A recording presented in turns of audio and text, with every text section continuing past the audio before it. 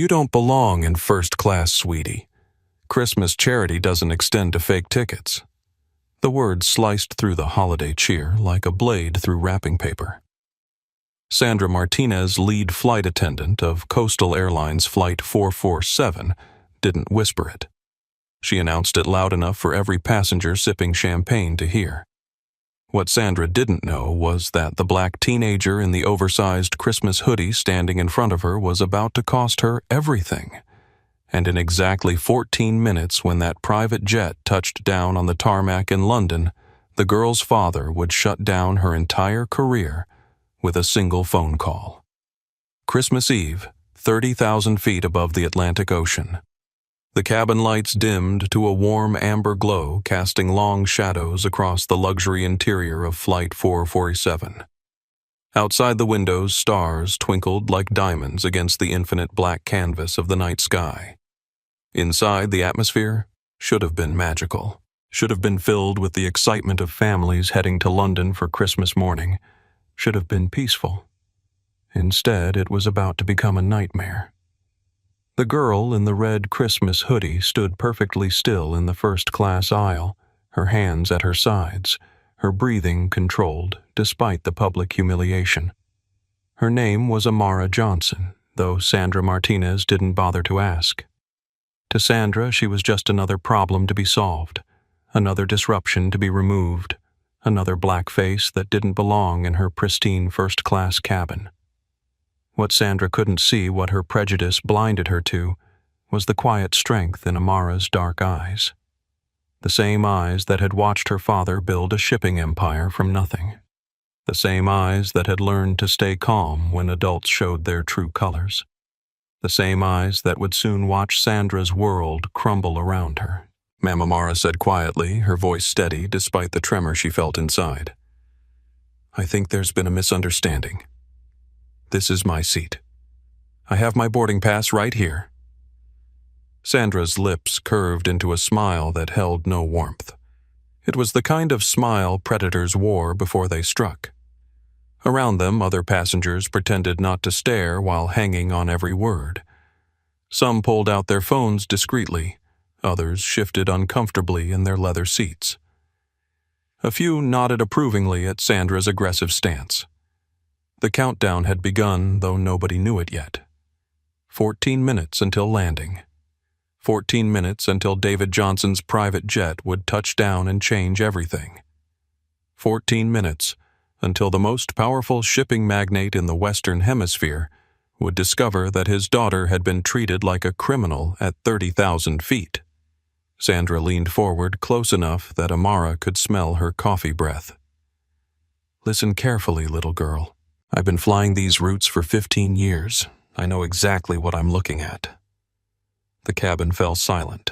Even the soft Christmas music playing through the speakers seemed to pause, because sometimes silence speaks louder than any accusation. 17-year-old Amara Johnson had learned early that the world would judge her before she spoke a single word. Standing 5 feet 6 inches with intelligent brown eyes and natural hair pulled back in neat braids, she carried herself with the quiet confidence that came from being raised by a father who had built an empire from scratch. The oversized red Christmas hoodie she wore was a deliberate choice. Comfortable for the long flight, festive for the holiday, and unfortunately the perfect target for people like Sandra Martinez.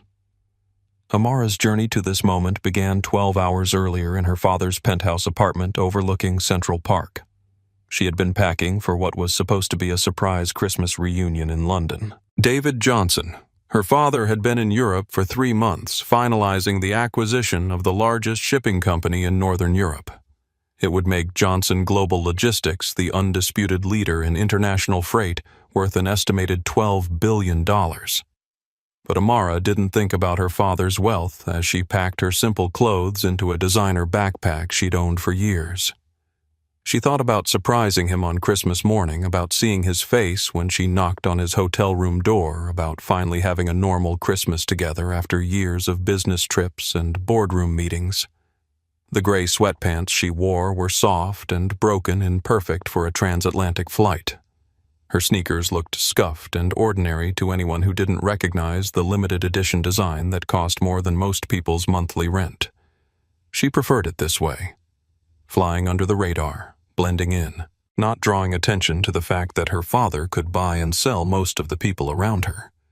Sandra Martinez saw none of this context. She saw only surface details filtered through 15 years of prejudice and resentment.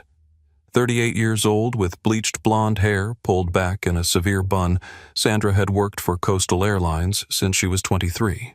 She had started as a domestic flight attendant, worked her way up to international routes, and recently been demoted back to domestic after a series of passenger complaints. The complaints weren't about her service. They were about her attitude, her tendency to assume the worst about certain passengers, her habit of making people feel unwelcome based on how they looked rather than how they behaved. Management had given her a final warning 6 months ago. Work the international Christmas routes without incident, they said, or find another job. Sandra's marriage had ended 2 years earlier. Her ex-husband, Miguel Martinez, had tired of her constant negativity and casual racism. He had taken their 2 children and moved to Phoenix, leaving Sandra alone in a cramped apartment in Queens with nothing but her job and her bitterness. She saw threats everywhere now. Scammers trying to steal first-class seats, troublemakers trying to get free upgrades, young people trying to make her look foolish on social media. Officer Blake Thompson represented a different kind of danger entirely. 45 years old, with steel-gray hair and shoulders that stretched his federal air marshal uniform, Thompson had spent 22 years in the military before joining the Transportation Security Administration. He believed in order. He believed in authority. Most dangerously, he believed that questioning authority was a sign of guilt. Thompson's backstory was written in the scars on his knuckles and the rigid way he held his spine. 2 tours in Afghanistan had taught him that hesitation could be fatal, that threats needed to be neutralized quickly and decisively, that civilians didn't understand the realities of security in a dangerous world. What Thompson had never learned was how to tell the difference between a real threat and a teenage girl trying to get to her seat. The supporting cast filled the first-class cabin like pieces on a chessboard, each with their own motivations and prejudices. Dr. Michael Rodriguez, a 52-year-old cardiologist traveling to London for a medical conference, sat in seat 1A, reading a journal article about pediatric heart surgery. His own daughter was Amara's age, studying pre-med at Columbia. He would later say that he saw the resemblance immediately, but convinced himself it wasn't his problem, Mrs. Elizabeth Cooper, 68 years old, with pearls that cost more than most cars, occupied seat 3B with the entitled air of someone who had never been questioned about anything in her life. She had inherited her wealth rather than earned it, which made her suspicious of anyone who looked like they might be trying to claim something they hadn't been born into. James Wilson, 34 and traveling for business, held his phone discreetly in seat 4C. A social media manager for a tech company, he recognized content when he saw it. His finger hovered over the record button, knowing that whatever was about to happen would either go viral or get him sued. None of them knew they were about to witness the beginning of the end for Sandra Martinez and Blake Thompson. None of them knew that the quiet teenager in the Christmas hoodie was exactly 14 minutes away from changing all their lives forever. December 23rd, 11:47 p.m. local time. Coastal Airlines Flight 447 cruised at 37,000 feet above the dark Atlantic, its twin engines humming a steady rhythm that had lulled half the economy passengers to sleep hours ago. In first class, however, the atmosphere buzzed with anticipatory energy. Christmas Eve was less than 13 minutes away, and London beckoned with promises of Boxing Day shopping, West End shows, and holiday magic. The aircraft itself was a Boeing 787 Dreamliner, one of Coastal's newest additions to their transatlantic fleet.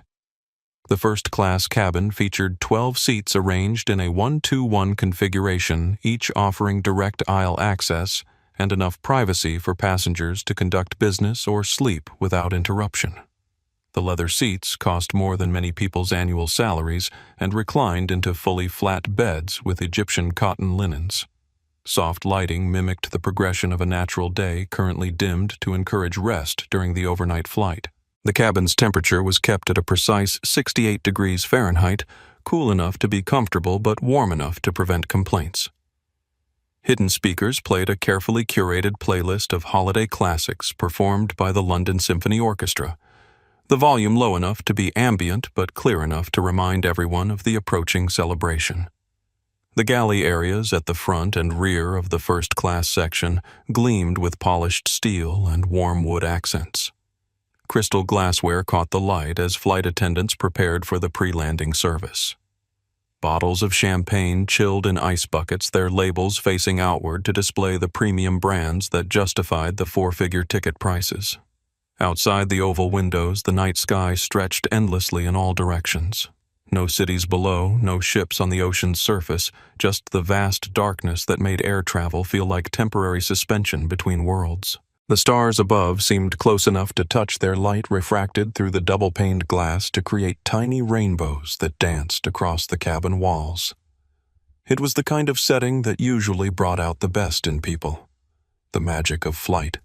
The anticipation of Christmas morning, the shared experience of crossing an ocean together toward new adventures. Children on their first international flights pressed their faces against windows in wonder.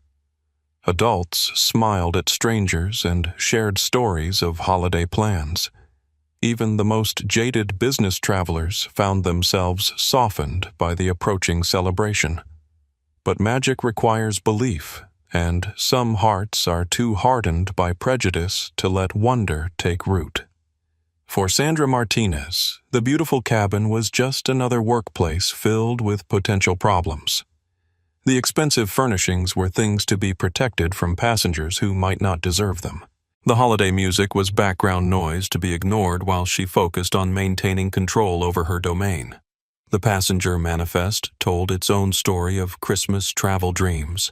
Families reuniting after months apart, couples taking romantic getaways to Europe, business leaders escaping the pressure of year-end deadlines for a few days of rest, artists and performers heading to London's theater district for holiday productions. Each name represented hopes and expectations for the Christmas season. Amara Johnson's name appeared on that manifest as a standard first-class passenger. Her ticket had been purchased 3 weeks earlier by Johnson Global Logistics Corporate Travel Department, the same operation that booked hundreds of flights annually for company executives. The payment came from a corporate American Express black card that had never been declined, never been questioned, never been associated with any kind of fraud or suspicious activity. But manifests are just names and seat numbers. They don't capture the humanity of the people they represent. They don't show the excitement of a daughter planning to surprise her father on Christmas morning.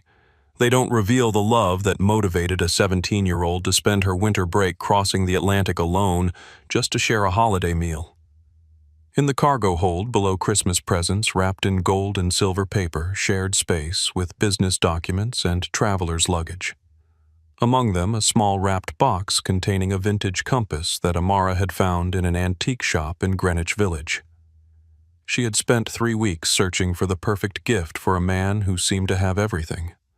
The compass was special not because of its monetary value, but because it bore an inscription that read, "True Direction."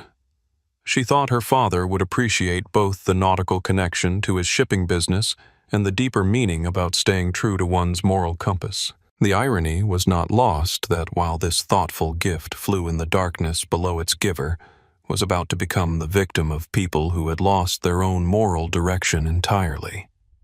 Flight 447 was exactly 13 minutes away from beginning its descent into Dublin for an unscheduled emergency landing. The crew didn't know it yet. The passengers drinking champagne and discussing Christmas plans didn't know it. Even David Johnson, working late in his London hotel suite while monitoring his daughter's flight progress, didn't know it. But time was running out for Sandra Martinez and Blake Thompson to recognize their mistake. The holiday magic that surrounded them was about to turn into something much darker. The Christmas spirit that should have made them more compassionate was about to be overshadowed by prejudice violence, and the kind of injustice that destroys careers and changes lives forever. In the distance, unseen but approaching rapidly, David Johnson's private jet had just taken off from London City Airport. The boarding process at JFK had been smooth for Amara, almost deceptively normal. She had arrived at the gate 30 minutes before departure, settling into one of the uncomfortable plastic chairs to wait for the boarding announcement. Around her, the usual chaos of Christmas Eve travel played out in familiar patterns. Families juggled multiple carry-ons and restless children. Business travelers typed urgently on laptops, racing against deadlines. Holiday travelers wore festive sweaters and Santa hats, their excitement palpable. When the gate agent announced first-class boarding, Amara had waited for the initial rush to subside. She preferred to board last among the priority passengers, avoiding the competitive energy that seemed to possess people when they saw others enjoying privileges they couldn't afford. It was a lesson her father had taught her early: when you have advantages, use them quietly and gratefully. The gate agent, a professional man in his 40s named Gary Mitchell, had scanned Amara's phone without hesitation. The machine beeped green, immediately displaying her seat assignment and passenger details. Gary had glanced at the screen, then at Amara, then smiled with the practiced warmth of someone who had checked thousands of passengers onto flights over his 15-year career. "First time to London?" Miss Johnson, he had asked, making conversation while printing her boarding passes. "No, sir." "But first time surprising my dad there." Amara had replied, her excitement evident despite her attempt to stay composed. Gary had handed her the papers with a genuine smile. "Well, have a wonderful Christmas reunion. Safe travels." If only he had known that his cheerful well-wishes were the last kindness Amara would receive for the next several hours. Walking down the jet bridge, Amara had felt the familiar excitement of international travel. The enclosed walkway connecting the gate to the aircraft always felt like a portal between worlds, a transition space where ordinary rules temporarily didn't apply. At the end of the bridge, the aircraft door opened into first class, revealing the luxury cabin that represented not just comfort, but possibility. She turned left upon boarding, as first-class passengers always did. The cabin was perhaps half full, with other passengers still settling in and stowing their carry-ons. The atmosphere was relaxed and festive, with soft jazz playing and flight attendants offering champagne and warm towels. It should have been perfect. Sandra Martinez stood at the front galley supervising the pre-departure service with the intensity of a general preparing for battle. She wore the standard Coastal Airlines uniform, a navy blue blazer with gold buttons, a crisp white blouse, and a silk scarf tied in the company's signature pattern. Her blonde hair was pulled back severely, every strand in place, her makeup applied with military precision. She looked professional and competent, the kind of employee passengers would trust to handle emergencies. But appearances, as Amara was about to learn, could be deadly deceiving. "Good evening," Dr. Rodriguez Sandra said warmly to the cardiologist settling into seat 1A. "Welcome aboard. Can I take your jacket champagne before takeoff?" Dr. Rodriguez smiled and handed over his coat, accepting the champagne with thanks. Sandra's demeanor was perfect, attentive, respectful, professional, the kind of service that justified first-class prices. "Mr. and Mrs. Cooper," she continued, turning to the elderly couple in seats 3A and 3B, "so wonderful to have you with us again. I have your usual preference for sparkling water noted in my account." Mrs. Cooper beamed at the recognition. "Thank you, dear. You always take such good care of us." Sandra's smile was genuine as she served these passengers. They fit her mental image of who belonged in first class, well-dressed, clearly affluent, predominantly white. They confirmed her world view that certain types of people belonged in certain places. Amara approached row 2, where her seat 2A waited by the window. She had specifically requested a window seat for the sunrise arrival in London, hoping to get photos of the English countryside to share with her father. The seat looked inviting with its white leather upholstery and personal entertainment screen displaying a welcome message. "Whoa, hold on there." Sandra's voice cut through the cabin ambiance like a knife through silk. The warmth that had characterized her interactions with other passengers vanished instantly, replaced by suspicion and hostility. She stepped into the aisle, physically blocking Amara's path to her seat. Conversations stopped. Dr. Rodriguez looked up from his medical journal. The Coopers paused their discussion about London theater tickets. James Wilson, the business traveler, instinctively reached for his phone. "I'm sorry," Sandra said, though her tone suggested she wasn't sorry at all. "But you're going the wrong way, sweetheart. Economy class is toward the back of the aircraft." The words hung in the air like a slap. Amara felt her cheeks flush, not from embarrassment, but from the familiar sting of being judged solely on her appearance. She had experienced this before at restaurants, hotels, even department stores, but never at 37,000 feet with nowhere to escape. "I'm in seat 2A, Amara replied quietly, maintaining her composure despite the public nature of the confrontation. She had learned from her father's example that dignity was more powerful than anger, that responding to prejudice with grace often exposed the accuser's ignorance more effectively than fighting back. Sandra let out a laugh that held no humor. It was the sound of someone who believed they held all the power in a situation and intended to use it. She looked Amara up and down with undisguised disdain, taking in the Christmas hoodie, the sweatpants, the young blackface that didn't match her expectations for first-class passengers. "Let's not play games today, honey," Sandra said, her voice carrying the condescension of someone speaking to a child they considered both foolish and deceptive. "We have a full flight and I don't have time for social media pranks or whatever this is supposed to be. I'm going to need to see your boarding pass." The assumption stung. That this was a prank. That Amara was some kind of scammer or attention seeker trying to steal a seat she couldn't afford. That a black teenager in casual clothes couldn't possibly belong in first class through any legitimate means. Around them, the other passengers watched with the uncomfortable fascination people display when witnessing public humiliation that doesn't directly affect them. Some looked sympathetic, but remained silent. Others nodded approvingly at Sandra's aggressive stance, satisfied to see someone they perceived as an intruder being handled firmly. Amara unlocked her phone with steady hands and displayed her boarding pass on the screen. The digital ticket clearly showed her name seat assignment and flight details. Coastal Airlines' app interface was familiar and professional, impossible to fake convincingly. But Sandra wasn't interested in evidence that contradicted her assumptions.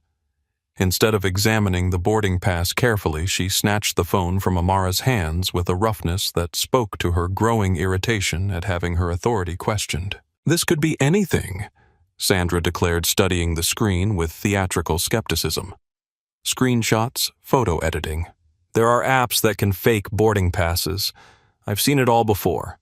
Nice try, but you're not fooling anyone." The accusation escalated the situation beyond mere misunderstanding into active hostility. Sandra wasn't just questioning Amara's right to be in first class. She was accusing her of criminal fraud, in front of witnesses, with cameras potentially recording. "It's not fake," Amara said, reaching for her phone. "If you give it back, I can refresh the app and show you." "Don't grab at me." Sandra recoiled dramatically, clutching the phone to her chest as if protecting evidence of a crime. "I'm going to verify this with the gate agent. You stand right here and don't you dare sit down until this gets sorted out." The public nature of the humiliation was clearly intentional. Sandra wanted the other passengers to see her taking charge, handling a potential security threat with firm authority. She wanted them to feel safe, knowing she was protecting their expensive seats from unauthorized intruders. But what Sandra had actually done was steal a passenger's personal property and publicly accuse them of fraud without any evidence beyond her own prejudice. She had turned a routine boarding process into a discriminatory incident that was about to spiral completely out of control. In her pocket, Amara's smartwatch buzzed with a notification from her father's assistant. The message was routine flight tracker shows on-time departure. See you tomorrow for Christmas surprise, safe travels. If Monica Williams had known what was happening aboard Flight 447, David Johnson's private jet would have been airborne within minutes. But for now, the most powerful shipping executive in the Western Hemisphere continued working late in his London hotel suite, trusting that his daughter was safely settled in first class, perhaps already asleep over the Atlantic. Trust, it turned out, was about to become a very expensive mistake. The transformation in cabin atmosphere was immediate and uncomfortable. What had been a relaxed pre-flight environment filled with holiday cheer became a tense theater of conflict, with Amara unwillingly cast as the central performer in Sandra's power play. The soft jazz music continued playing through hidden speakers, but now it seemed inappropriate, almost mocking against the backdrop of public humiliation. Sandra moved with the confidence of someone who believed she was handling a routine security threat. She walked to the front galley with Amara's phone clutched possessively in her hand, her heels clicking against the cabin floor with sharp precision. The sound seemed amplified in the sudden quiet that had fallen over the first-class section. Maria Sandra called to her colleague, a younger flight attendant who had been quietly preparing the beverage service. "I need you to witness this situation. We may have a fraudulent boarding pass issue in seat 2A. Maria Santos, 28 years old and relatively new to international routes, looked uncomfortable with being drawn into the confrontation. She had noticed Amara board normally and assumed everything was routine. But Sandra was her supervisor, someone with 15 years of experience who presumably knew how to spot problems that escaped newer employees. "Should I call the captain?" Maria asked quietly, hoping to keep the situation from escalating further. "Not yet," Sandra replied, her voice carrying the authority of someone who enjoyed being in control. "Let me verify a few things first, but stay close in case we need backup." Sandra picked up the interphone that connected the cabin to the cockpit and gate operations. Her movements were deliberate and theatrical, designed to be seen by the passengers who were now openly staring at the unfolding drama. "Captain Rodriguez, this is Sandra in the forward cabin. We have a potential security issue that may require gate verification. A passenger is presenting questionable documentation for seat 2A. The captain's voice crackled through the handset, professional but concerned. "Understood, Sandra. What's the nature of the problem?" "Possible fraudulent boarding pass, sir. Young female passenger doesn't match the typical profile for our first-class service. I'm seeing red flags that suggest this might be an attempted scam." Captain Rodriguez, a 30-year veteran with Coastal Airlines, trusted his senior flight attendants to handle cabin security issues. Sandra had a reputation for being thorough, perhaps overly so, but he had never known her to raise concerns without cause. "Roger that. Do what you need to do to verify. We're still 20 minutes from pushback, so we have time to sort this out properly." The public nature of the phone call was intentional. Sandra wanted the other passengers to hear her professional handling of what she presented as a security threat. She wanted them to feel confident that their safety and comfort were her top priorities.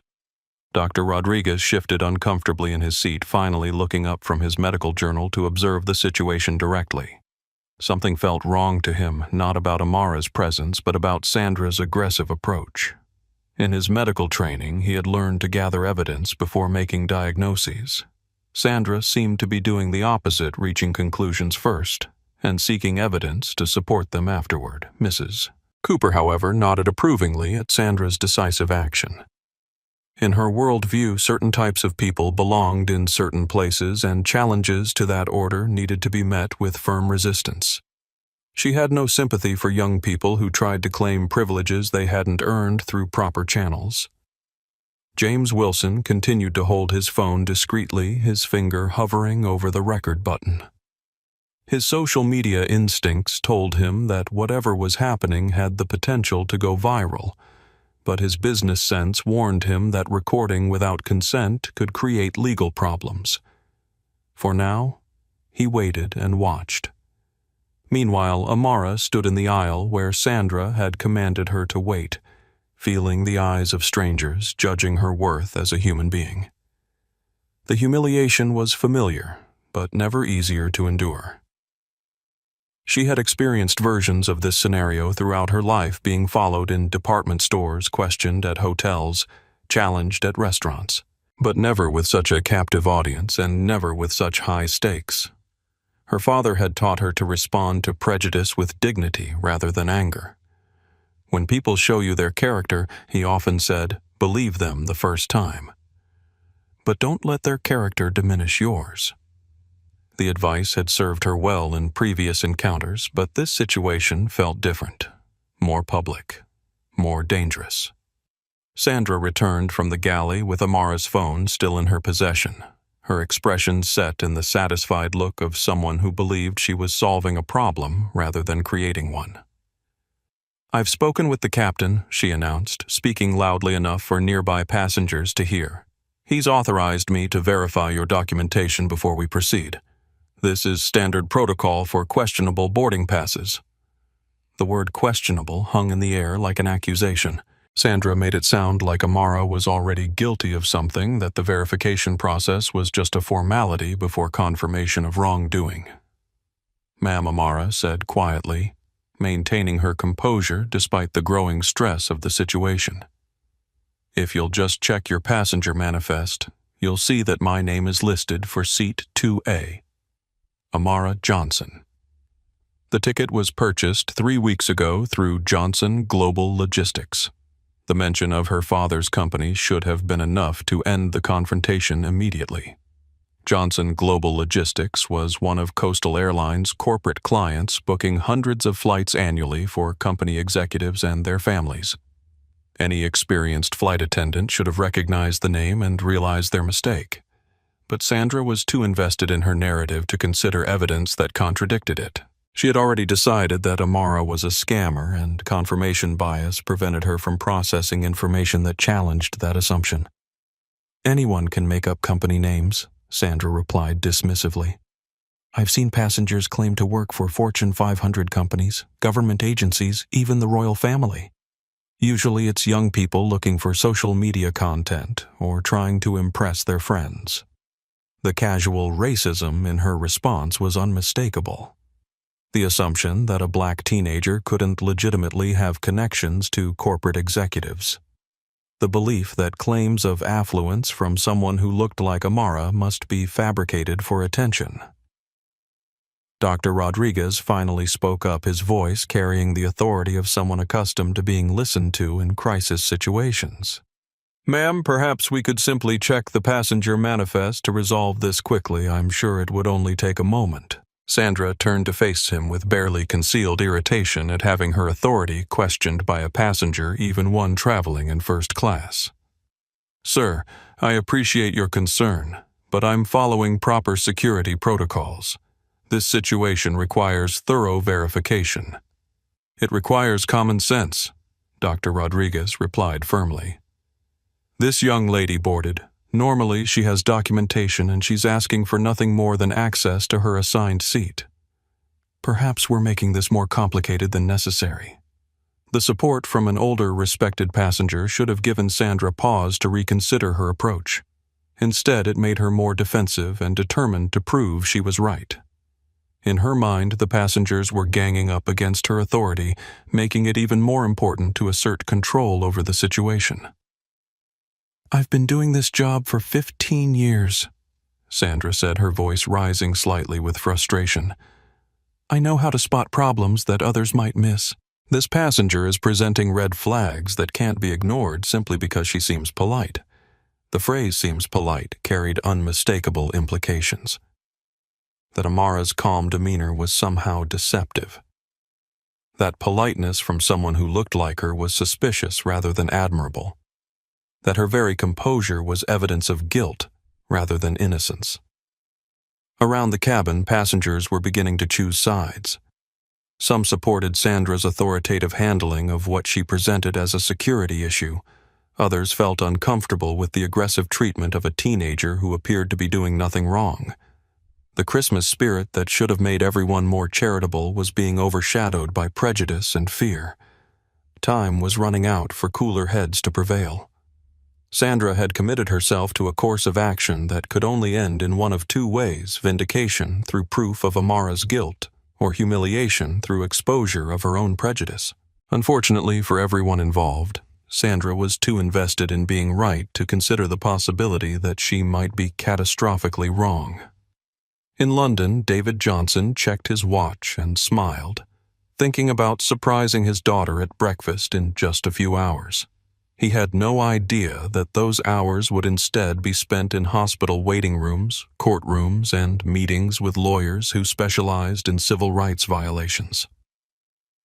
The moment Officer Blake Thompson stepped into the first-class cabin, the entire atmosphere shifted from uncomfortable tension to genuine danger.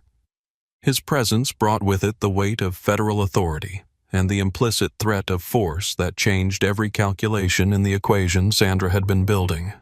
Thompson was not a large man in terms of height, standing perhaps 5 feet 10 inches, but he carried himself with the compact strength of someone who had spent decades in situations where physical confrontation was always a possibility. His federal air marshal credentials gave him authority that superseded even the captains in matters of aircraft security, and his military background had trained him to make quick decisions based on limited information. "Is there a problem here?" Thompson's voice cut through the cabin noise with the sharp edge of authority. He didn't ask the question with curiosity or concern. He asked it with the expectation that problems would be identified, assessed, and eliminated efficiently. Sandra felt a surge of relief at seeing backup arrive. Thompson represented validation of her approach and the muscle to enforce whatever resolution she deemed necessary. She had called for security assistance through proper channels, and the response proved she was handling a legitimate threat. "Officer Thompson." Sandra said, her voice carrying the practiced deference of someone speaking to law enforcement while maintaining her own authority over the situation. "This passenger is presenting fraudulent documentation and refusing to move to her assigned section. She's been disruptive and uncooperative since boarding." The characterization was a masterwork of selective reporting that transformed Amara's calm request to reach her seat into defiance and her polite explanations into disruption. Sandra had reconstructed the narrative to cast herself as the responsible authority figure dealing with an unruly passenger who posed a security risk. Thompson's eyes swept over Amara with the clinical assessment of someone trained to identify threats quickly. He saw a black teenager in casual clothing standing in a luxury cabin where she appeared not to belong. His experience in military and federal service had conditioned him to trust the judgment of flight crew members who worked these routes regularly and knew how to spot problems. "Ma'am," Thompson said, addressing Amara with the kind of false politeness that carried an underlying threat, "I'm going to need you to cooperate fully with the flight crew's instructions. Do you have legitimate documentation for this seat assignment?" The question itself revealed Thompson's bias. Rather than asking Sandra to prove her accusations or examining the evidence objectively, he began from the assumption that Amara was guilty until proven innocent. The burden of proof had been reversed, placing a teenager in the position of having to defend her right to exist in a space she had paid to occupy. "Yes, sir," Amara replied, maintaining her composure despite the escalating seriousness of the situation. "My boarding pass is right there." She gestured towards Sandra, who still clutched Amara's phone like evidence in a criminal case. "She claims it's a legitimate boarding pass," Sandra interjected quickly, "but I've seen sophisticated fakes before. Young people today are very skilled with technology. They think they can outsmart the operation." Thompson nodded, as if Sandra's explanation confirmed suspicions he had already formed. In his worldview, security threats often came disguised as innocuous situations that required careful investigation. The fact that Amara appeared calm and polite didn't diminish the potential threat. It might actually enhance it by suggesting premeditation and sophisticated planning. Dr. Rodriguez made one final attempt to inject reason into the rapidly deteriorating situation. "Officer, perhaps we could simply verify the passenger manifest. It would take less than a minute to confirm whether this young lady is legitimately assigned to seat 2A. Thompson's response revealed the fundamental flaw in his approach to security. Rather than welcoming the suggestion of additional verification, he interpreted it as interference with his authority and judgment. "Sir, I appreciate your input, but I'm trained to assess these situations. The flight crew has raised legitimate concerns that need to be addressed through proper protocols." The phrase proper protocols would later be examined extensively in legal proceedings, because what Thompson considered proper was actually a violation of multiple federal regulations regarding passenger rights and due process. But in the moment, his authority seemed absolute and unquestionable. "Ma'am," Thompson said, turning back to Amara with an expression that had hardened into official resolve, "I'm going to need you to gather any personal belongings and come with me. We'll sort this out at the gate." The command represented a point of no return. Thompson was not requesting compliance, he was ordering it. And federal air marshals have the legal authority to remove passengers from aircraft for security reasons, even when those reasons are later determined to be unfounded. Amara felt the situation spinning beyond her control, transforming from embarrassing misunderstanding to serious legal jeopardy. She had done nothing wrong, committed no crime, violated no regulations. But she was about to be forcibly removed from a flight she had legitimately boarded in front of witnesses, under suspicion of fraud she hadn't committed.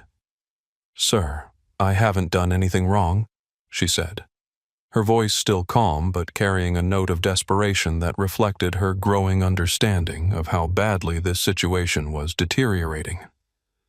"Please just check the manifest. Call Johnson Global Logistics. My father is David Johnson." The mention of her father's name should have stopped everything immediately.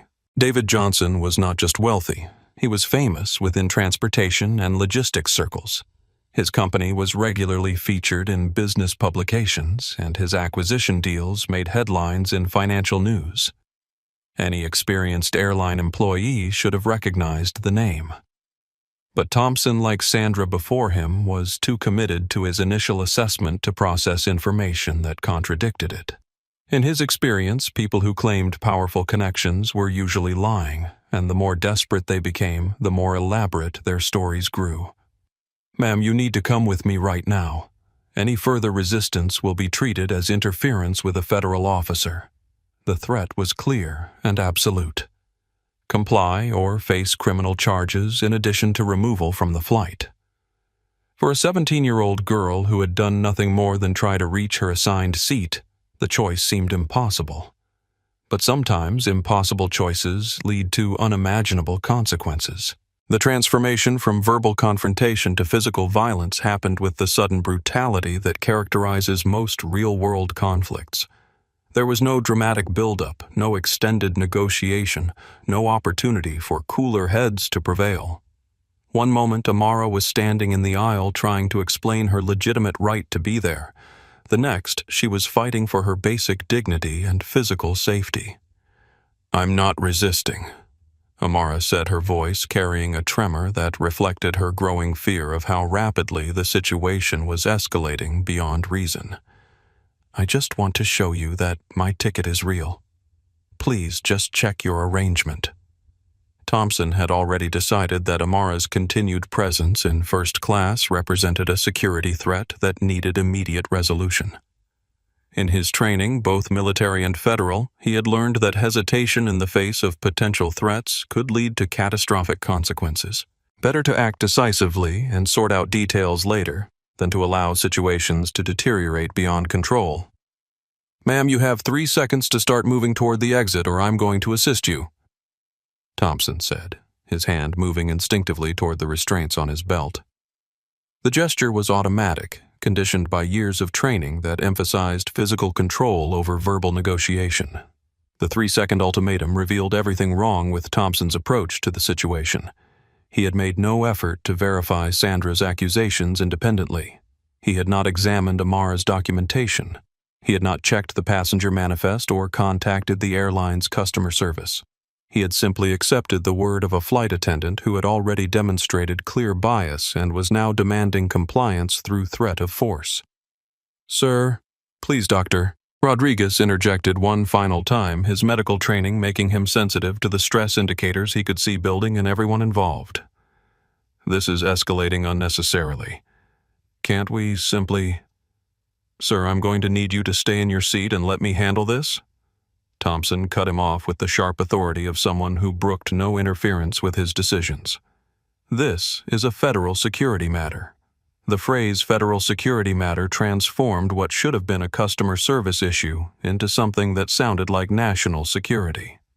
Thompson had elevated a seating dispute into a crisis that justified extreme measures, even though no actual threat existed beyond Sandra's prejudice and his own poor judgment.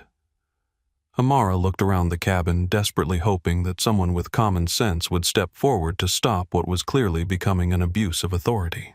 But the other passengers seemed frozen between their discomfort with what they were witnessing and their reluctance to interfere with federal law enforcement.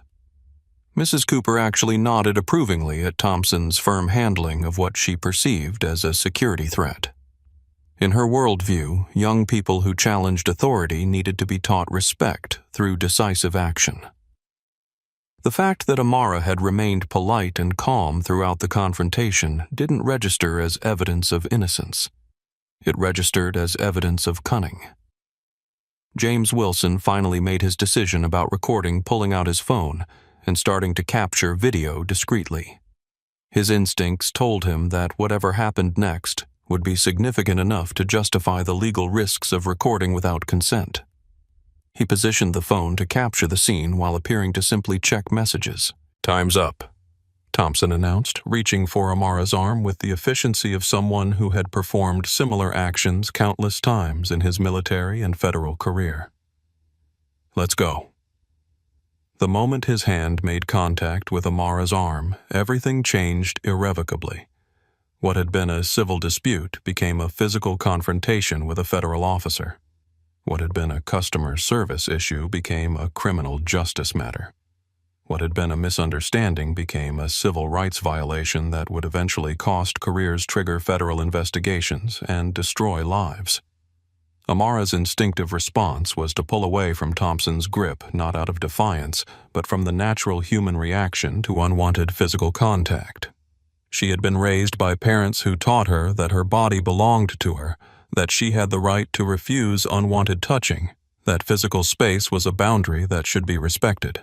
But Thompson interpreted her withdrawal as resistance to federal authority, which transformed her from a passenger disputing a seating assignment to a criminal suspect actively defying law enforcement.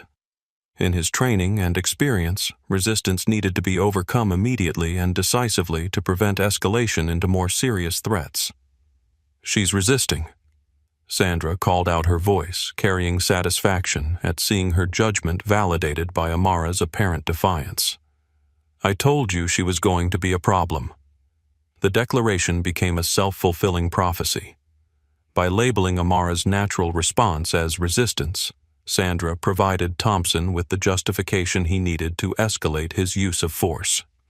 The situation had moved beyond customer service into law enforcement, where different rules applied and physical control took precedence over verbal resolution.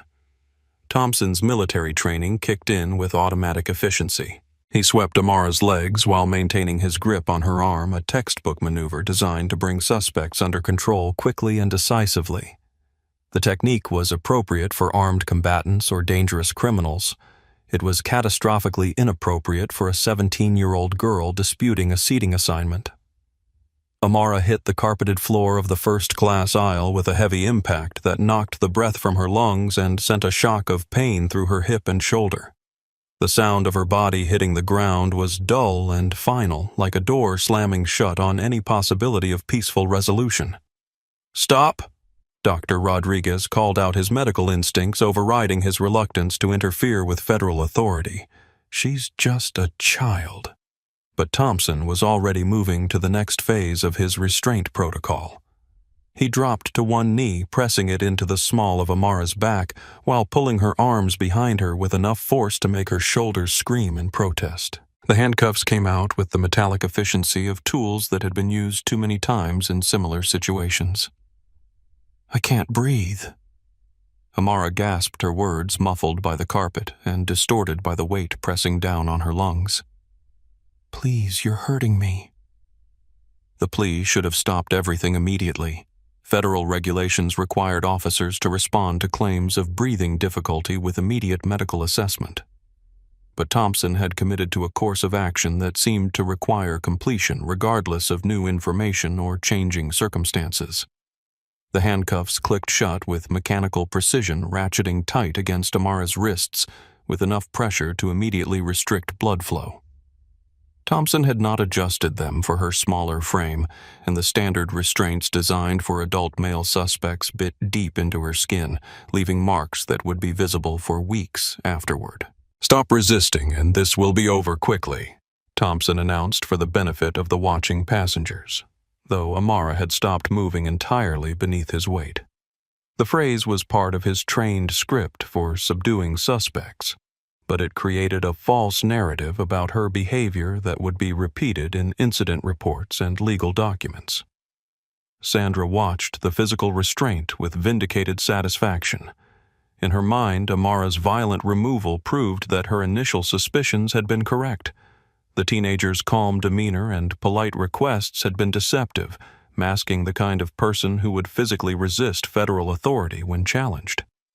"Get her out of here," Mrs. Cooper called out from her seat, her voice carrying the imperious tone of someone accustomed to having unpleasant situations resolved quickly and efficiently. "We have Christmas plans to keep." The casual dismissal of Amara's obvious distress revealed the depth of dehumanization that had occurred during the confrontation. She had been transformed from a fellow passenger with rights and dignity into an obstacle to be removed so that others could continue their holiday travel without further inconvenience. Dr. Rodriguez stood up from his seat, his medical oath compelling him to intervene despite the potential consequences. "Officer, she's having difficulty breathing. I'm a physician, and I need to examine her immediately." Thompson looked up from his position kneeling on Amara's back. His face flushed with exertion and his breathing elevated from the physical confrontation. "Sir, I'm going to need you to sit down. This suspect is under federal custody and I can't allow civilian interference." The word suspect completed Amara's transformation from passenger to criminal in the official narrative. She was no longer someone disputing a seating assignment. She was someone who had committed a crime serious enough to justify federal intervention and physical restraint. "She's not a suspect. She's a patient," Dr. Rodriguez replied with growing urgency. "Look at her color. Listen to her breathing. She needs immediate medical attention." But Thompson had been trained to view challenges to his authority as potential security threats that needed to be neutralized. Dr. Rodriguez's insistence on examining Amara registered not as medical necessity, but as interference with federal law enforcement that could escalate into a broader security situation. Maria Santos, the junior flight attendant who had been watching the confrontation with growing horror, finally spoke up, despite her fear of contradicting her supervisor. "Sandra, maybe we should check the manifest like the doctor suggested. This seems like it's getting out of hand." Sandra whirled on her colleague with fury that had been building throughout the confrontation. "Maria, you need to support the crew or find another job. I'm handling a security threat according to proper protocols." The threat to Maria's employment silenced what might have been the last voice of reason in the first-class cabin. With Dr. Rodriguez restrained by Thompson's authority and Maria intimidated into silence, no one remained to advocate for basic human decency or common sense. Thompson hauled Amara to her feet with the efficiency of someone who had performed the maneuver countless times. She swayed unsteadily, her breathing labored and her complexion showing the grayish pallor that indicated inadequate oxygen circulation. The handcuffs had already begun to swell her hands as blood flow was restricted by metal designed for larger wrists. "Can you walk?" Thompson asked, though the question was more about logistics than concern for her welfare. He needed to move her from first class to somewhere she could be held until the aircraft landed and local authorities could take custody. Amara nodded weakly, though each breath required conscious effort and her vision was beginning to blur around the edges. The stress of the confrontation had triggered her asthma, but the tight handcuffs and physical restraint were making it impossible for her to use the breathing techniques that usually helped her manage attacks.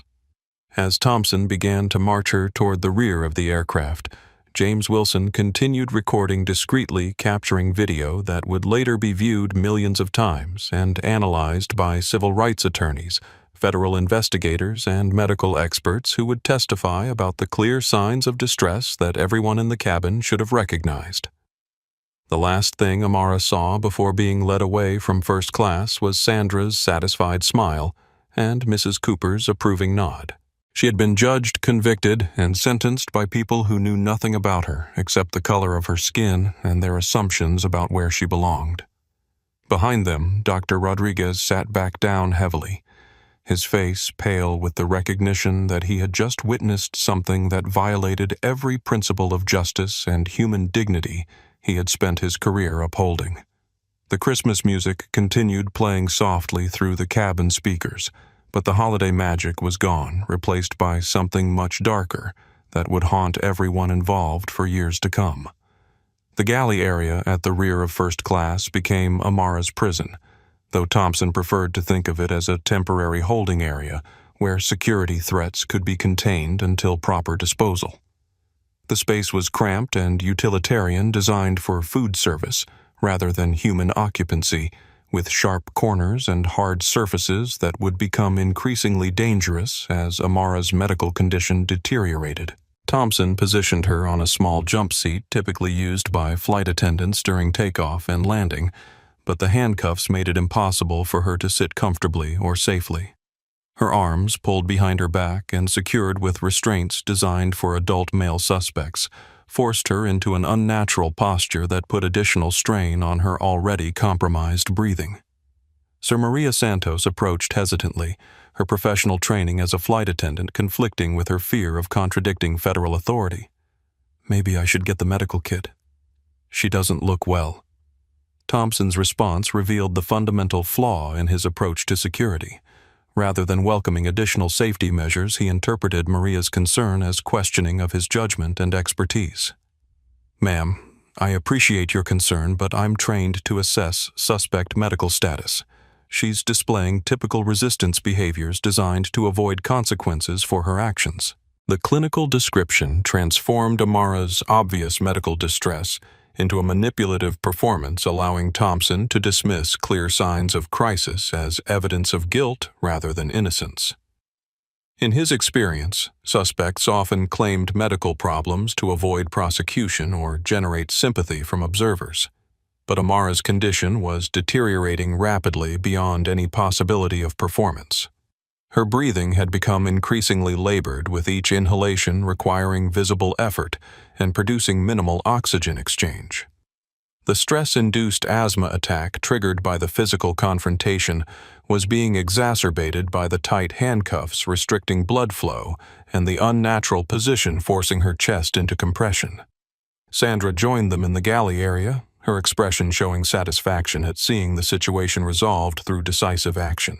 In her mind, Thompson's intervention had validated her initial assessment and proven her experience and judgment superior to the misguided sympathy expressed by passengers who didn't understand security realities.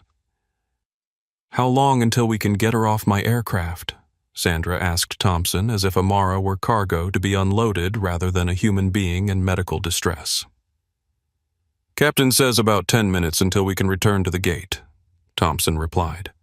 "Local authorities will take custody once we're on the ground." The casual discussion of Amara's fate, as if she weren't present, revealed the complete dehumanization that had occurred during the confrontation. She had been reduced to a problem to be solved, rather than a person with rights, feelings, and legitimate medical needs that required immediate attention. Dr. Rodriguez appeared in the galley entrance, his medical bag in hand, and his expression showing the grim determination of someone who had decided to prioritize his oath to do no harm over his reluctance to challenge federal authority. "Officer, I need to examine this patient immediately," he announced using medical rather than criminal terminology to reframe the situation. She's showing clear signs of respiratory distress that could become life-threatening if not addressed. Thompson positioned himself between Dr. Rodriguez and Amara, his stance radiating the kind of territorial aggression that indicated he viewed any intervention as a personal challenge to his authority and competence. "Doctor, I understand you want to help, but this suspect is in federal custody. I can't allow civilians to interfere with a security situation. This isn't a security situation anymore, Doctor," Rodriguez replied firmly, his voice carrying the authority of someone who had spent decades making life-and-death decisions under pressure. "This is a medical emergency, and federal regulations require you to allow medical intervention when passenger safety is at risk."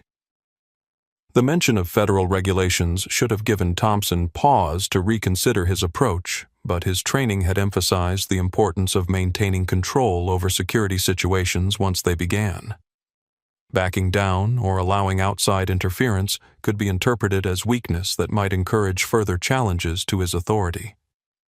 Meanwhile, Amara's condition continued to worsen with frightening rapidity.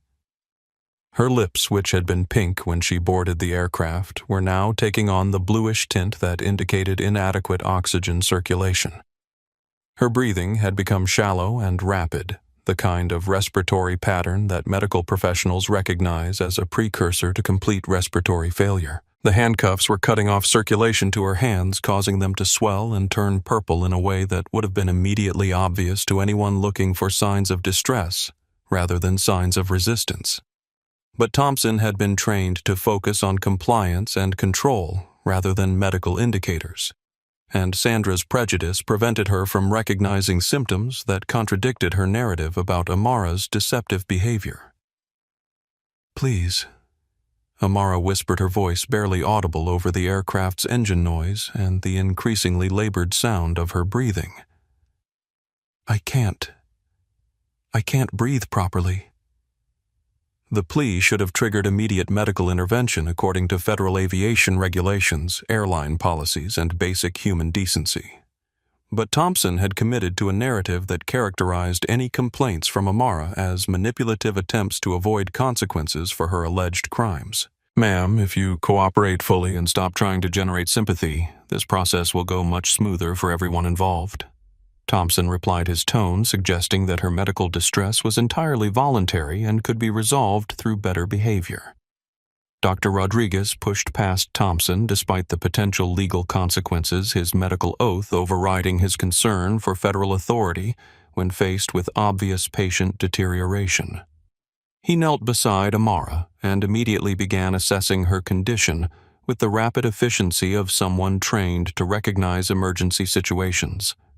Pulse is rapid and thready. Respiration is labored and shallow skin color indicates hypoxia, he announced in medical terminology that carried unmistakable urgency. "Officer, this patient is having a serious medical emergency that requires immediate intervention." Thompson grabbed Dr. Rodriguez's shoulder and pulled him back from Amara, his action crossing the line from security measures into assault on a medical professional attempting to provide emergency care. "Sir, I warned you about interfering with federal custody. I'm placing you under arrest for obstruction of a federal officer." The threat to arrest a doctor for attempting to provide medical care to someone in obvious distress revealed how completely Thompson had lost perspective on the situation. He was now willing to commit multiple federal crimes himself to maintain control over a situation that had never required his intervention in the first place. Captain Rodriguez's voice crackled over the intercom arrangement, cutting through the confrontation with information that would have resolved everything immediately if anyone had been listening to evidence rather than assumptions. "Flight attendants, please prepare for return to gate. We've received clearance for immediate taxi back to terminal. Also, I've been contacted by Johnson Global Logistics corporate office regarding their executive family member traveling in seat 2A. Please ensure all courtesy protocols are followed." The announcement hung in the air like a verdict from a higher court. Johnson Global Logistics was not a made-up company name that Amara had invented to impress people. It was a real corporation with sufficient influence to contact aircraft captains directly and demand explanations for delays involving their executives' family members. Sandra's face went white as the implications of the captain's announcement penetrated her consciousness. If Amara really was connected to Johnson Global Logistics, then everything Sandra had done was not only wrong, but catastrophically wrong in ways that would destroy her career and potentially result in criminal charges. But instead of immediately releasing Amara and calling for medical assistance, Sandra doubled down on her original assessment, driven by the psychological need to avoid admitting she had made a mistake that could ruin her life. "That doesn't prove anything," Sandra said desperately. "Corporate offices get scammed all the time by people claiming to be employees or family members. She probably called them herself to create this fake emergency." The reasoning was so convoluted and desperate that it revealed Sandra's complete detachment from reality. She was now proposing that Amara had somehow anticipated being challenged by flight crew, planned her responses in advance, and arranged for fake corporate intervention while handcuffed and in medical distress. Thompson, equally invested in avoiding responsibility for his actions, seized on Sandra's explanation as justification for continuing his restraint of someone who was now clearly in medical crisis. The suspect could have accomplices on the ground creating false verification, he agreed. "We need to maintain security protocols until local authorities can properly investigate." Dr. Rodriguez looked between Sandra and Thompson with the horrified recognition that he was dealing with people who had moved beyond rational thought into a kind of shared delusion that would prevent them from acknowledging obvious reality, even when confronted with clear evidence. "You're both out of your minds," he said, with the blunt honesty of someone who had decided that professional courtesy was less important than preventing a preventable death. "This child is going to die if you don't remove those handcuffs and get her medical attention right now." Maria Santos, who had been watching the confrontation with growing terror, finally found her voice despite Sandra's earlier threats about her employment. "Sandra, look at her hands. Look at her face. She's turning blue. Whatever this is about, it's not worth killing someone."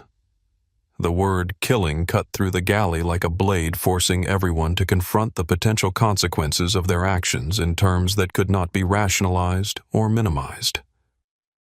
This was no longer about customer service security protocols or corporate policies.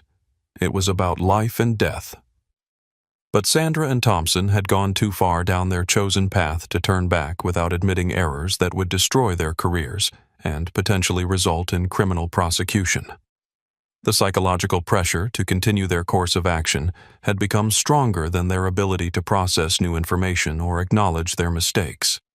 "She's faking it," Sandra insisted, though her voice now carried a note of desperation that suggested even she was beginning to doubt her own assessment. "Young people today are very sophisticated about creating sympathy through performance." "Performance?" Dr. Rodriguez's voice rose in disbelief. "You think she's performing cyanosis? You think she's acting her way to oxygen deprivation?"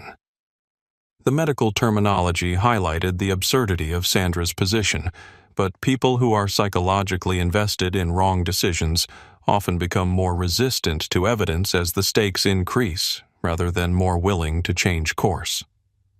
Thompson was facing a similar psychological crisis. Admitting that he had physically assaulted and restrained an innocent teenager would end his federal career and potentially result in civil rights charges that could send him to prison.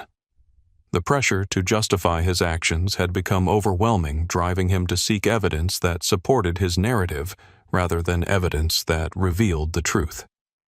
Federal training teaches us that criminals often use medical emergencies as escape mechanisms, Thompson said, reciting doctrine that was accurate in some contexts, but completely inappropriate in this situation.